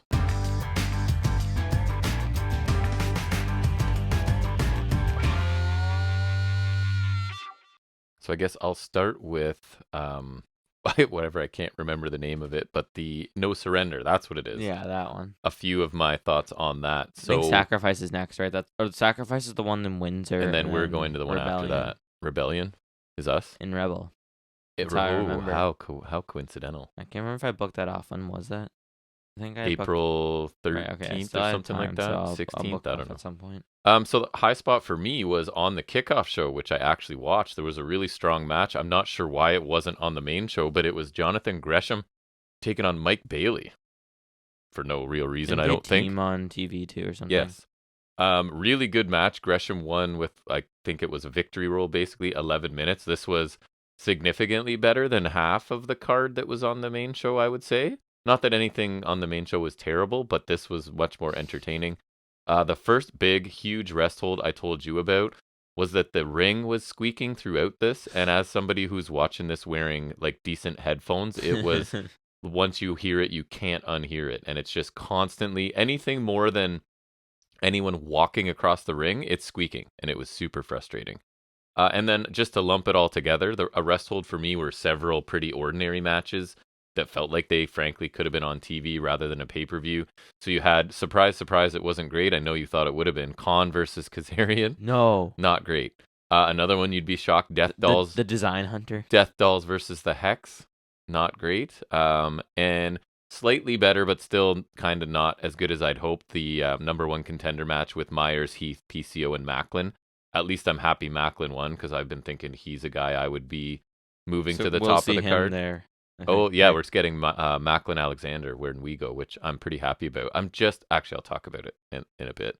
I have a high spot question mark because I'm not sure what to think of it. Did you see any highlights of the .combat match? Only the VR thing. So yeah, that was a bridge too far but basically the idea is all kinds of like video gaming and stuff is used in this. So instead of a bag of tacks, it was a bag of keycaps, which I thought was kind of funny. And at one point, it's Hendry and Moose, by the way. Hendry gets out, I think it was a Sega Dreamcast, so it's like boxes under the ring with digital stuff in it, I guess. But yeah, the VR was a little bit much because he puts Moose in a VR set, and we can see what Moose is seeing on the screen, and Moose doesn't take the VR set off, which kind of didn't make sense. It was weird how you could see it on the screen, because I'm like, and there's no way that's a VR thing, too. That's just like stock video of like a party. Right. So, oh yeah, because he was like grabbing somebody's butt or dancing with them. But it didn't even look like that would be possible based on the video. No. So the match was different, right? They went for something different. It has that kind of indie comedy feel. It reminds me of when like we see Psycho Mike doing funny stuff and like the crowd if it was an indie, I feel like that's okay. And the crowd is going bananas for him to body slam people. He's working such a smart character right now. But anyways, it was something different, right? There was I didn't like the finish because it was like a tights holding roll up for Hendry, but at least I'll always give Impact credit. Like they're willing to try new matches, right? New match types, even if some of them are awful. So this one was kind of funny, I guess. High spot. After all the kind of mediocre matches, this show kind of kicked into gear off the 6-man tag match, which isn't a surprise considering who's in it. So that was Bullet Club taking on, what are they called? Time Machine, right? Yeah. So pretty much what you'd expect here. Lots of really fast action and Kushida targeting arms and stuff. So Bullet Club actually end up winning. They got almost 20 minutes here. I think it was Ace Austin pinned Sabinoff, if I remember correctly, basically like a backslide. So really entertaining match that kind of... the show was just kind of like, yeah, it's okay. It's okay. That match is okay. It's fine. And then this match was much better than that. And it kind of stayed hot after that because I really liked Masha Slamovich, Mickie James. Obviously, I love Masha. She's one of my favorite wrestlers in Impact. And this wasn't as good as, what was my women's match of the year? Masha, Jordan Grace, right? Yeah. But I still thought this was really good. Masha lost, unfortunately. But she just looks dominant, right? And it's crazy to think she's 5'3" and somehow she just carries herself like a believable monster. So she hit a lot of her cool stuff. but obviously Mickey James picks up the win here. A really good match, I thought. And then the other high spot is the main event. Even though I don't find Rich Swann very interesting right now, and there's like no universe where he's beating Josh Alexander, they still had a really strong match to end the show. I'm not quite sure it needed 25 minutes, only from the standpoint of like, to me, Josh Alexander at the position he's at shouldn't need 25 minutes to beat Swann, right? Because Swann's not Right. booked super strong right now. Other than the fact that they've been like promoting his past highlights. For, exactly. like remember, I month. was champion. So it came down to Alexander blocked a second cutter from Swann, hit like a spinning tombstone that looked good, and then his C4 spike, which looks better than when the Briscoes hit it, in my opinion. It looks amazing.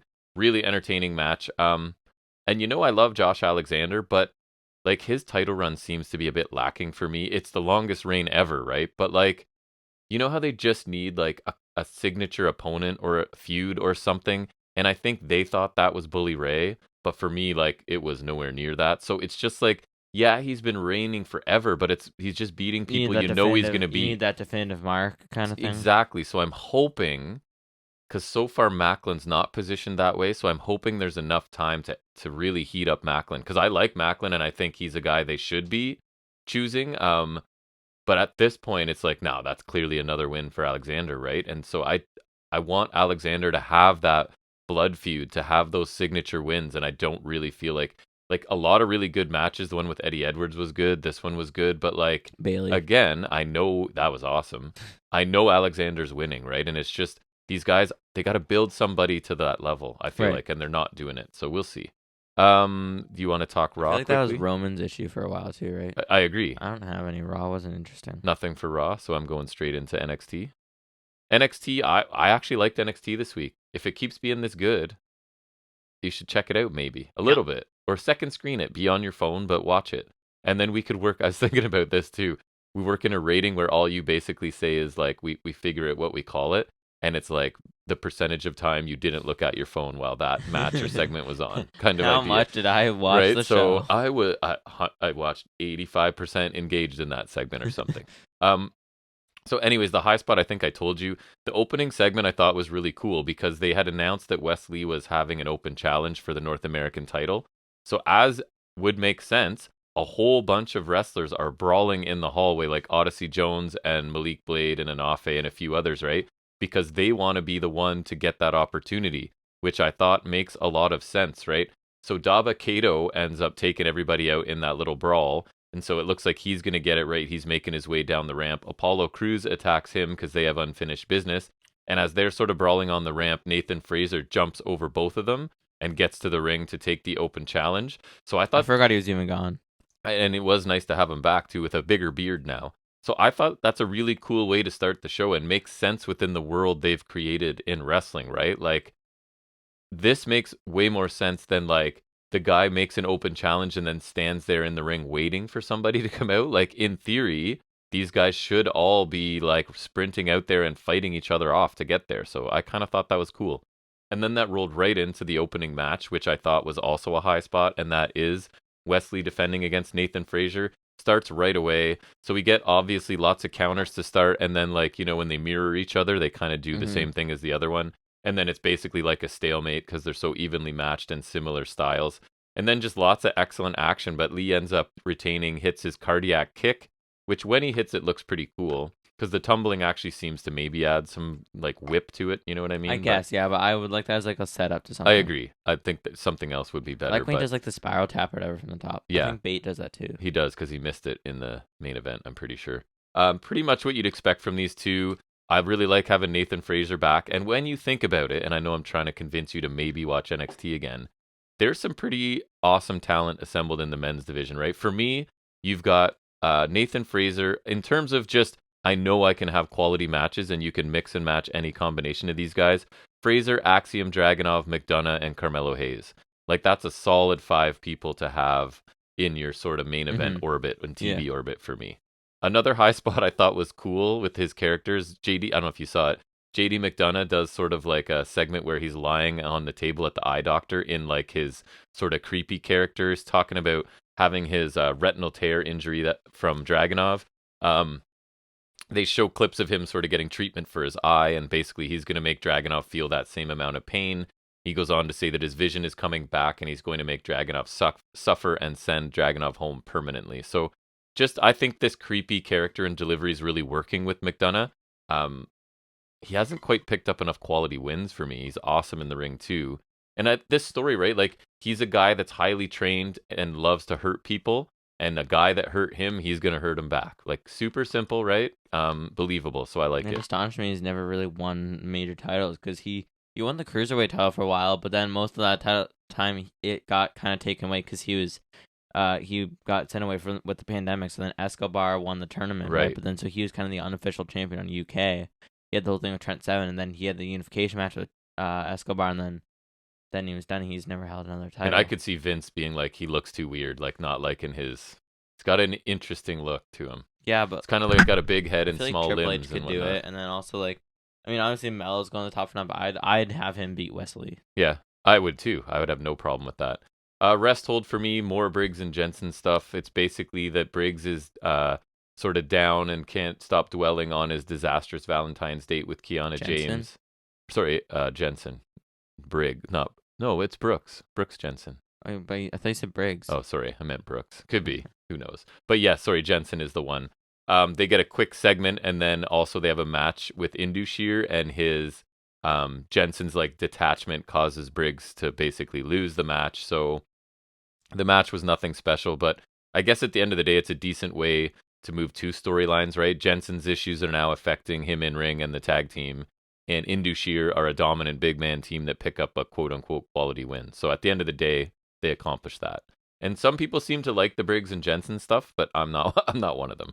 Resthold seems to be a very unpopular opinion because I have seen lots of stuff. People went nuts for the Gigi Dolan promo, I didn't like it. I didn't like it. You watched it too? I saw a clip.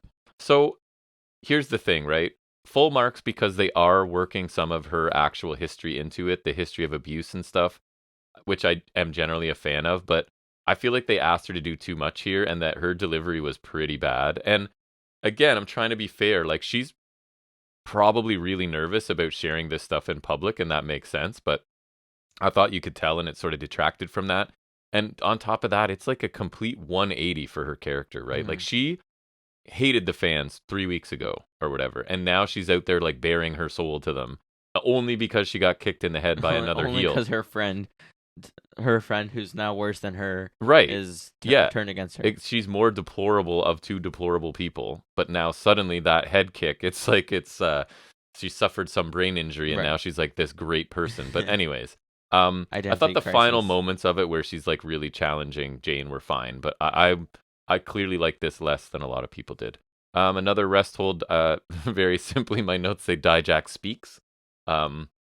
It's a package talking about the jailhouse street fight, which would you like to explain that stipulation?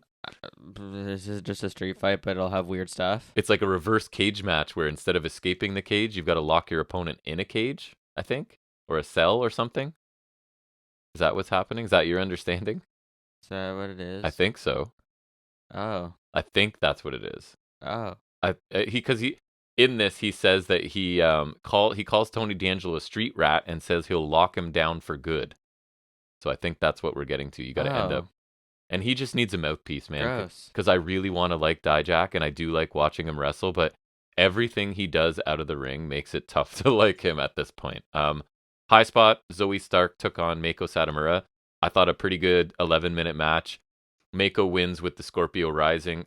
First of all, it's just nice to see Zoe Stark in a match with an established star, because I feel like she spends a lot of the time wrestling some of the youngsters in NXT that aren't able to like put on an amazing match at this point. And Meiko gets a quality, clean win over somebody who's pretty established on her way to face Roxanne Perez, obviously. And then Perez was on commentary. She did a pretty good job, I thought. And then she enters the ring after for a stare down with Meiko. So another like quickly built story that I kind of enjoy. It's Meiko and Perez, right? It's simple, realistic, and an interesting way to do two baby faces, I think. Restholds, I don't know if you saw this. I thought it was really bad. The Creeds backstage are looking for a partner to take on Jinder and Indushir. I think I saw them walking. I don't think I ever actually watched. So the idea is that Julius like swallows his pride and asks Damon Kemp if he wants to join them. Oh yeah, I saw Damon Kemp post about it, but I didn't actually look at the video. And Kemp basically says no, and then immediately Braun Breaker walks up and he's like, I've heard you guys need help. I'll join you.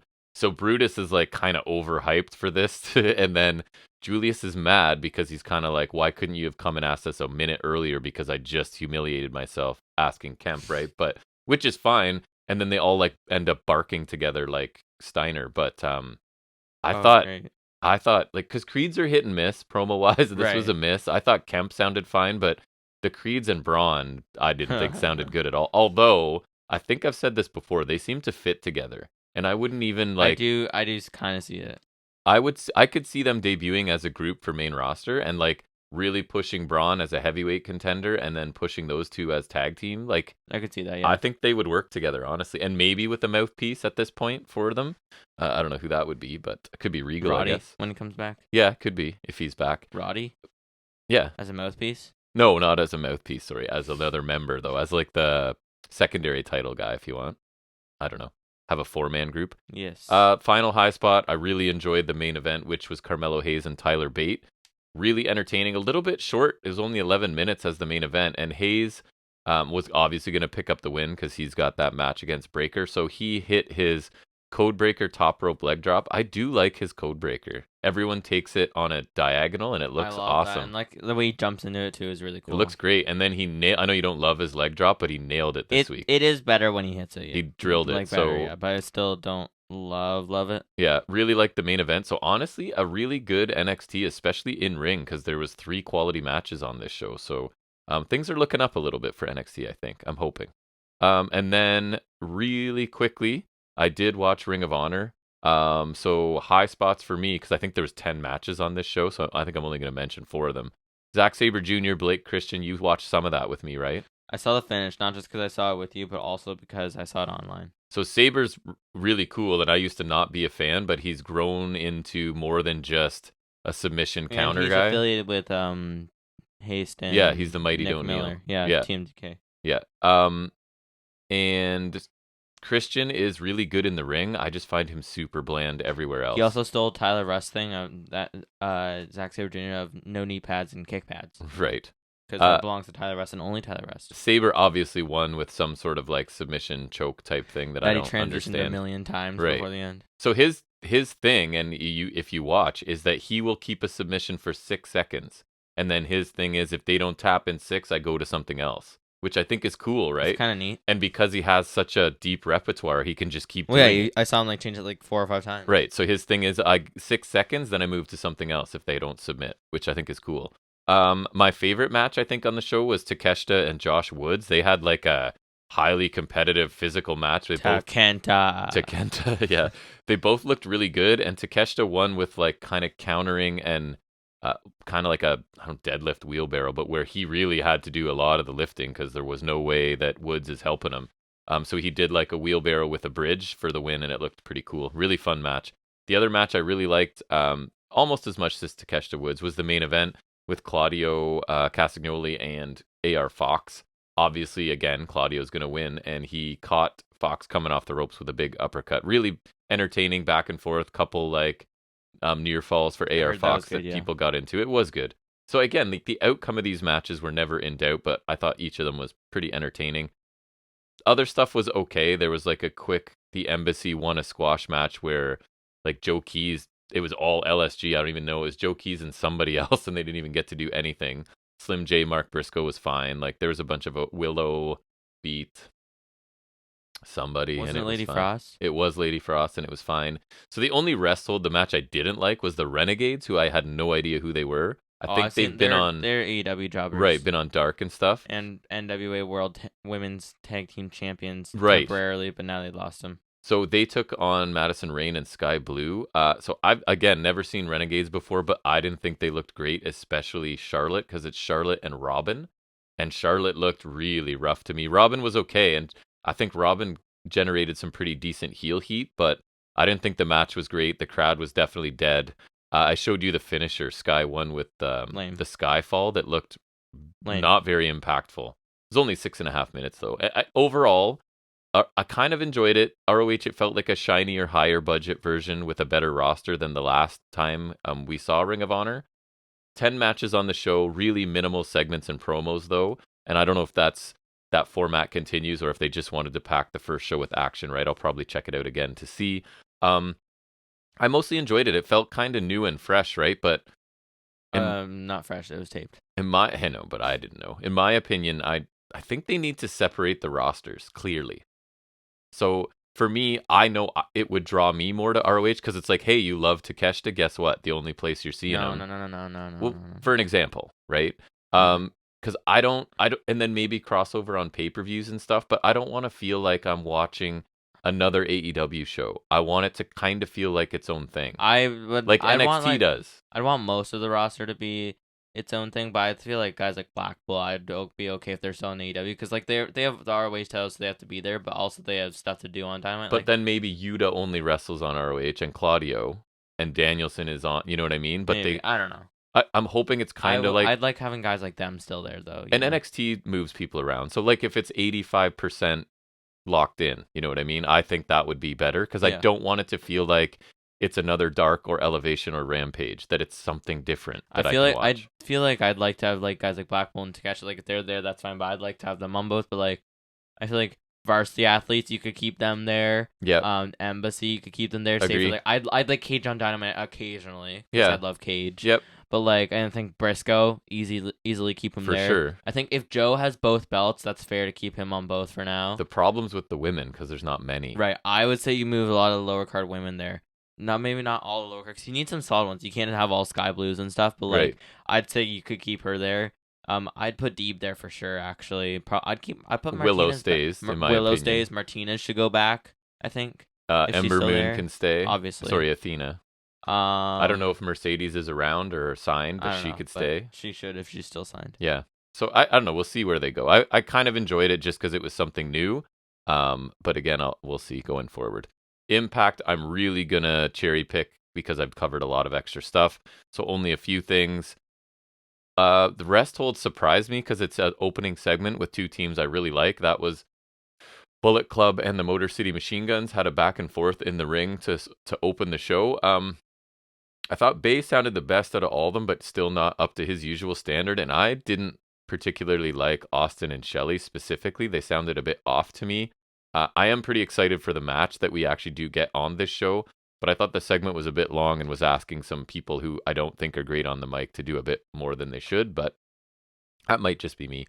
Highspot, the first match, I guess I can't call it opening match because the show was already opened, but man, Mike Bailey just like, I don't think this guy's capable of having a bad match at this point. Mm-hmm. I really, really like this. I told you, he took on Shane Haste, right? Right. Of The Mighty Don't Kneel and formerly... TM61 or / The Mighty. But what was his name in Shane Thorne? Shane Thorne. Yeah. What? Sorry. Slapjack. Right. Okay, of Retribution. So for a while I couldn't tell what was going on with his hair because he has fairly short hair, but he's got like an obnoxious ponytail, like only a tiny chunk of it in there. So anyways, I thought Haste looked great, hitting some really cool offense. And honestly, he's a bigger guy. This doesn't sound like it makes sense on its face, but like he's a bigger guy now that he's out of WWE. Because by comparison, yeah, he's big, right? Like he's got to be 6'3" or something, and like in Impact, that's a big dude. So he's throwing Bailey around. Bailey was doing a good job selling, and then hitting all of his signature flurries along the way. Bailey ended up winning with the Ultimate Weapon, which is awesome. Only a 10-minute match, man. I was super entertained by this. I think for like a 10-minute TV match, you can't ask for much more than this. So I thought it was cool. Resthold then. Was surprise PCO taking on Trey Miguel. No. I feel like, at least me, maybe other people, you're just kind of watching PCO now hoping that he survives. Because he's a very old dude doing, like he did a somersault, like whatever, to the floor and just straight onto the ramp and the floor. And nothing he does is graceful, right? It's all just him kind of controlled falling, not so much jumping off of anything anymore. And so I don't know, outside of like this morbid curiosity to see like, is he gonna seriously hurt himself this week? It used to be cool when he had the run on ROH and he had like kind of the thank you title run, and then yeah, but he's old and slow, right? So I don't know. It's only 3 minutes. Eddie Edwards comes out and hits PCO in the quote unquote head, because I don't think he did, with the shovel, and it's a DQ. The only other thing was a high spot. Really, really enjoyed the tag team title match main event, and not just because Impact finally pulled the trigger on something I've wanted them to do for a long time. But Bullet Club and Machine Guns had a terrific match to end the show. Exactly what you'd expect from them given 17 minutes in a main event. Like speed, lots of combinations, lots of double team stuff, really competitive back and forth match. And Bullet Club pick up the win, which I'm thrilled about. They hit their Art of Finesse fold combination, which I think looks cool too. I know it's kind of lazy because it's just each of their finishers in a row, but the combination of them actually works for me. And I think these guys should have a long, dominant run. I've been saying it for a while. I actually am of the opinion that the Bullet Club affiliation does nothing for them. And I would much prefer that they're their own thing rather than like kind of low to mid-level Bullet Club guys. They're just their own thing and they're awesome. You know what I mean? I don't love their affiliation with Bullet Club. Other than they can pull people in for 6-man tags and stuff. Kenta. Exactly. So, Hikalea.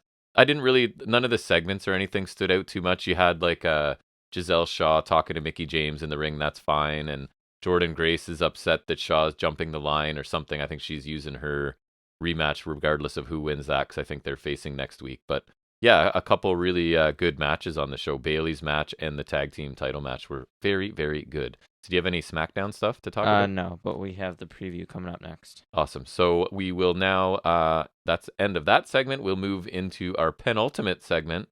Nice word, right? Where we will make some predictions and preview a little bit of AEW's Revolution show.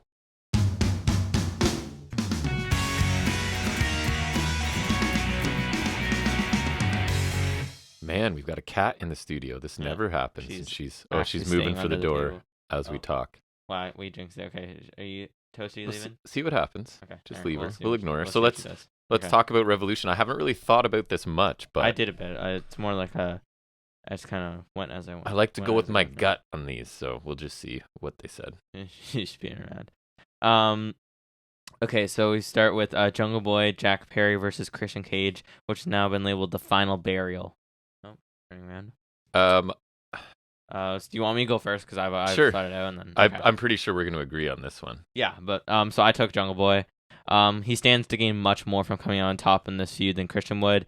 This barely got revived for an ending. Like, I feel like this is just so that we can put a definitive end to this, because I don't think that really happened yet. And I think Jungle Boy has to kind of 100%. I think the whole feud was built to elevate Jungle Boy by the end of it, right? Yeah, and they which kind of got prolonged. Had to hard pause that. So I think as well, there's not much chance it's not She's Jungle Boy. Around your chair. Especially because the stipulation certainly sounds like this is the end of the feud, right? So I would assume it's Jungle Boy as well. Hatchet. Pretty confident in that one. They're not going to bury the hatchet, though, right? Okay, next we have the Elite versus House of Black for the trios titles. So I found this one to be one of the tougher ones to pick. Because I could see that either them winning with like a solid argument that could be made for both. But for whatever reason, I'm leaning towards taking House of Black. The Elite are great. I've enjoyed their reign, but it's kind of slowed a bit, like aside from the Top Flight and AR Fox. But like, because I feel like the Best of 7 series is such a peak for me, and I'm not sure what the Elite are going to do right now. And I think the Elite are just like really great as like they're the most reliable trio I think they have. So I think you could always go back to them as champs whenever you want. And like, I don't think we really need to right now. And I think that a title win could really benefit the house a lot. Maybe help bolster their presentation, like help them kind of their look on the roster. You know, like I feel like that would maybe give them a kind of kick up the ass, as they say. Mm-hmm. And I saw something about me having the Elite and Hangman all lose tomorrow night, and kind of like a lose forward kind of thing, and somehow they would all kind of like come together. And I think that would be more interesting, but more on that later. I think Elite Elite should lose this and lose a rematch. But, wow. We'll see. So I'm taking House of Black. This is where we'll differ. I'll take the Elite just because I don't feel like they've really had any defenses, right? Because the Best of 7 was to win it. Yeah, I know. And then they've really only... So I just don't think the Elite are going to lose the title so quickly. I also don't have a ton of confidence that they are going to strongly book House of Black, because they haven't for 2 years or whatever it's been now. So I think there's a possibility that you're right, but I'm going to play the odds. I think it's most likely that the Elite hang on. So I'll take the Elite there. Yeah, I'm not fully confident, but I think the whole scenario coming out of that would be really cool. So yep, take a risk. Why not? petting the cat.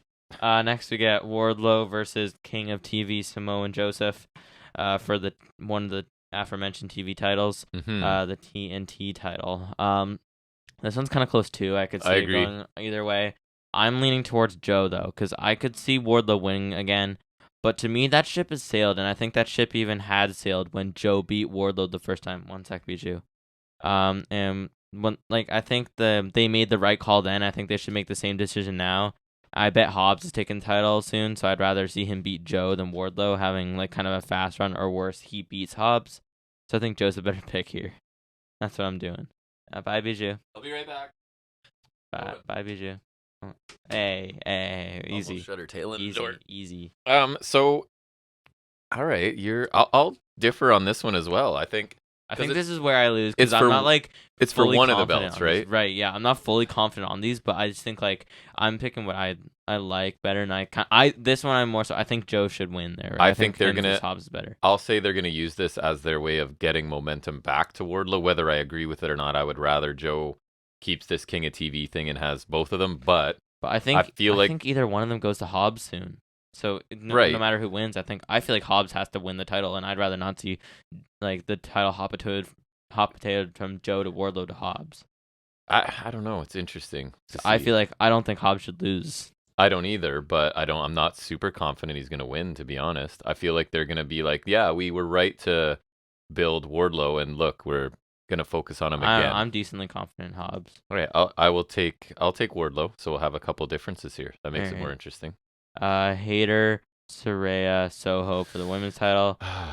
Nervous. So I took Hayter. Soho hasn't been the top division level since she debuted. No, I don't think Soho's a threat. Saraya should never be champion. It's Agreed. Hayter. There's a slight worry that it's Saraya, but I don't think it will be.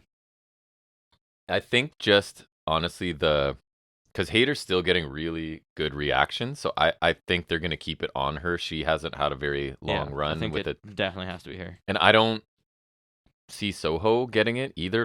She's not even in the running. And Saraya, plus, I'm more concerned with who she's gonna side with. So, of course you are. I'm a little nervous about Saraya, but I don't think so. Would. So I think it's Hayter. They turned her heel because of her reaction. I don't think they give her a title because of her reaction. Again, the money matches Hayter Baker when you want to get there. Yeah. So Double you keep nothing, it. Maybe keep it on Hayter till then. If you really want to slow burn it, I could see that being the all-out match. Right. So Hayter as well. Jericho Starks. Jazz is banned from ringside. I'm taking Starks. I think that's the best way to end this feud, because I think it should be over, and I think Starks winning makes most sense, because then he can do something better. This will project him to something else. Jericho does not need this win. And worse, if Jericho wins, technically that's 50-50 booking, and then I fear we get another match. I think Starks should just win this again. I do too, but the fact that the stipulation so clearly favors Starks makes me feel that Jericho's going to have... I'm a little concerned, right? But I still feel like I'll take Jericho just to be... just because they're so... I feel like I'm going to go 0-3 on these. The deck is stacked in Stark's favor, which makes me feel like then Jericho will have... And he looked so stupid quickly setting up this match. So I'm hoping maybe we get some backfired interference, and maybe Jericho starts questioning them. Ace up his sleeve type of thing. I think Jericho needs to get it. I think we need to get out of Jazz. You could also have Jericho with his ace up his sleeve, but with Stark still one step ahead of that too. That's what I'm thinking, what I mean? Right? And I think Jericho should start questioning this, because I questioned this a while ago. I'll take Jericho just because I'm not that confident, but I'll take him.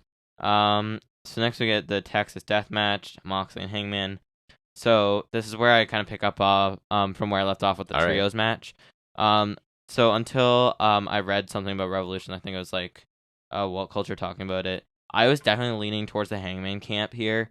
I think he would benefit from a final win here, but then I read on What Culture, and I got thinking he might stand to gain something from a loss as well, because that can happen. And honestly, Hangman is that kind. I feel like that would work with his character. He can turn anything pretty much. Maybe losing here again would kind of push him to that dark kind of area he was in 2019. Remember when he kind of left the Elite, and he was kind of all down, really down on himself. Right? Yep. When the Elite saga, that's probably the farthest point when that started. You know what I mean? Yep. I feel like maybe he'd kind of go back to that headspace, except maybe this time the Elite are also taking losses if they lose to House of Black. Hopefully they lose once or twice to House of Black. So they're all in that similar camp. Then maybe the Elite join him for redemption. Then you have that 4 facing the 4 from Blackpool. Danielson's probably not going to win, right? Not to spoil my pick. Right. So you could have Elite versus Blackpool, and then there's your build for the typical Stadium Stampede, Arena Anarchy, or whatever, whichever one of those 2 you're doing, and maybe Blood and Guts, maybe. Not fully confident in all this, but the whole idea is pretty appealing to me, so I'll bank on it. Yeah. I think it's interesting. I think that could happen, and I think this one's pretty 50-50. Yeah. Like Hangman or Moxley, whatever. So I'm gonna take Moxley, just to make that good, clear. because I'll take Hangman. This is the most we've disagreed, I think, or pick different. Not even disagree is probably the wrong word, but I just think Moxley still hasn't taken that vacation, really, I don't think, right? So last year was kind of the year of Mox. I think we're sort of moving in a different direction, and I don't know, I just feel like Paige is going to pick up the win in this one. I don't know, I like your fantasy booking. I have no problem with any of it. I think that might be my downfall, though. I just think this is kind of, the year of Mox is kind of over, and they're looking maybe to go in a slightly different direction with always Mox available to be the guy when they need him, right? But he needs some time off finally, so I'll take Paige. All right. Next we get Guns, Triple J, Cassie and Danhausen in the Acclaim for the tag titles. I'm picking the Guns, not pretty begrudgingly, but I think FTR are still the ones beating them. I've heard that's still slated to be the plan. Makes sense. 2 of these teams aren't legit to me, so I think Guns just kind of retain on I don't think anyone really needs to beat them. I think FTR, I think it's no one here is going to beat them, so they kind of have to retain. Yeah, I agree. I'm taking the Guns probably through shenanigans, right? Because again, they're kind of leaning into we're not experienced and we're not good wrestlers, but we just win. So, which I don't mind. Not necessarily at the top of the card, but I think I would take the Guns. I don't think it goes back on Acclaimed, right? So, and then FTR comes and saves the division. Hopefully the top guys are back and elevate the whole division back to the teams that we want in circulation, not the ones we're getting right now. Finally, the Iron Man match. I think we agree on this one. Yeah, I'm taking MJF. Me too. Just because I don't think Danielson really needs the title now. He doesn't even care. I'm sure he'll run a lot of the match, but yes, of course. MJF's time up is not yet here. I agree, and I don't think Danielson, widely reported, that's not what's motivating him, right? No, he's looking to have feuds and stories and matches and gold, whatever. So, yeah, they've committed to MJF as the heel face of their show right now, and I don't think they're stopping. Yeah, this is his first major test, because I think the Starks thing worked, but this is his first major thing, first pay-per-view. It's not up So yet. I assume he's going to show us he can sort of hang more than people might think, but then he's going to have I think there's definitely going to be a lot of shenanigans, cheap stuff here. I agree, but it's going to be MJF. That is it. So we disagreed on 3 or 4? That's good. Mm-hmm. I like it. All right, so final segment. You said you have something this week, so we're going to take a look at what's new in the world of action wrestling figures and other stuff related in Figuring It Out with Jack. So the first thing they have is kind of weird. They got one of those new Reckon ones. It's of course they do. A Slam Crusher monster truck. It looks weird. And don't they usually foreshadow an actual... I feel like they're going to... I'm wondering how they would put that on TV if that's the case. I feel like that'd be kind of funny. It would. I don't know. I'd like to see that. Because that happened with the motorcycle and the car? Motorcycle. The car was the first one. And that was before it was on the TV, right? Yeah, or as it was advertised at least. So, that is there. I wouldn't be surprised if they do something. Nice. What the... weird. It says on the scan the QR code to unlock Slam Crusher content. There's no QR code yet, but that's on the packaging. That's weird. Then they have Top Talents Basics, the 4th wave of the 2023 ones. Even though it's they did 2023 ones last year, it does not make sense. There's Roman Reigns, just basic Roman Reigns with the red gauntlet. It's fine. It looks solid. The hair doesn't look as good as for some reason it looks weird. I don't like the body type they use for the basics. Looks really long. I know the basics just don't look that great. There's a re-release of Matt Riddle in this white and blue red gear. It's fine. I think Evil Knievel gear or something. Then Cody Rhodes, which is a basic of his new Elite. Basics bad is the point. Right. So then we have SummerSlam Elite. So you got Zeus from amazing that match. I think it was SummerSlam. Can't be from much because he didn't last long. SummerSlam 89. It's only a couple things, yeah. Yeah, so Zeus, that's pretty funny. I guess they got to get it. I think it's like you kind of get a reuse out of the heads because they did it for the one-off San Diego Comic-Con figure last year, but I guess you got to get a reuse of that. Then you have Hulk Hogan in the camo gear from 91. I think that was when him and Warrior faced the Triangle of Terror. Who's that? General Adnan, Colonel Mustafa. That's why I don't remember. And Iraqi sympathizer, Sergeant Slaughter, yep. Then you have Jey Uso from 2021 in the black joggers with the Bloodline logos, and he's got the white sleeve, which is nice. It's basically a repaint of the all-white Jey Uso. I have just the hair sculpted different, but I like that because it's Bloodline Uso. Nice. And then also go from 2019 with the Goldberg squash I mentioned at the beginning, and the pink tights, that's pretty nice, actually. And then there's a lineup for the top talent, the next top talent wave, which is all Bloodline. It's Brock, Roman, and Jimmy Uso. With the Jimmy Uso is going to be SummerSlam gear matching the Jey Uso, but the other two I don't know. Nice. Then they put up some new pre-orders. There's also for pre-order, those ones are for pre-order, but then there are also new 2-packs. There's the crappy battle packs with the belts. There's Taker, Batista, Gunther, Ricochet, and New Day. Cool. So basics. Woo. You won't probably own any of them. I don't think so. Then new Ultimate Editions, which is Under the Gate and Seth Rollins. Which I want to get a lot. Isn't that what your Momo called him forever? Rollins, and couldn't say it properly. I also saw it in like a UK ad. He was like, "Whoa, Seth Rollins."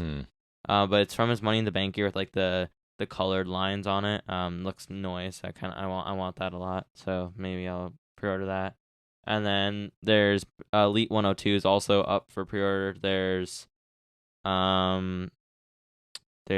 It's Commissioner Foley, Gunther, like kind of updated. Judgment Day Edge, Judgment Day Ripley, Austin Theory, and Samuel Zayn from the Jackass match. Great. That's awesome. Must have. Then Unrivaled 12 is up for pre-order, which is FTR from the Blood and Guts, I think. Jamie Hayter's first figure, Private Party's first figure, and then another John Moxley. And they also revealed a dog collar match 2-pack, which is a Punk and MJF. It's the Blood and Guts one where they have blood on them, and it's got a dog collar. So I'm probably going to try to get that at some point, because then I can do dog collar matches and never touch the Punk ever again. Feed it to the dog. Feed it to Toast. I'll let her play Someone's with it. dog, not ours. I'll let Toast play with it. She can do whatever she wants. Right. Because I don't care. Is that it? Yes. All right, well, that's going to wrap up episode 137. We're going to check out, obviously, Revolution tomorrow night. If we love it, we may find time to talk about it specifically, or we may just wait and tack it on to episode 138. But either way, we will definitely be back down here next Saturday. So thanks for taking any time out of your week to listen to us talk about wrestling. We hope you come back, bring some friends with you, tell somebody about us. We do not promote ourselves at all. We kind of just, whoever listens, and hopefully it catches on at some point. Actually, this week, 136 did pretty well, so I was happy with that. But anyways, we will see you all back here next Saturday, and until then, take care.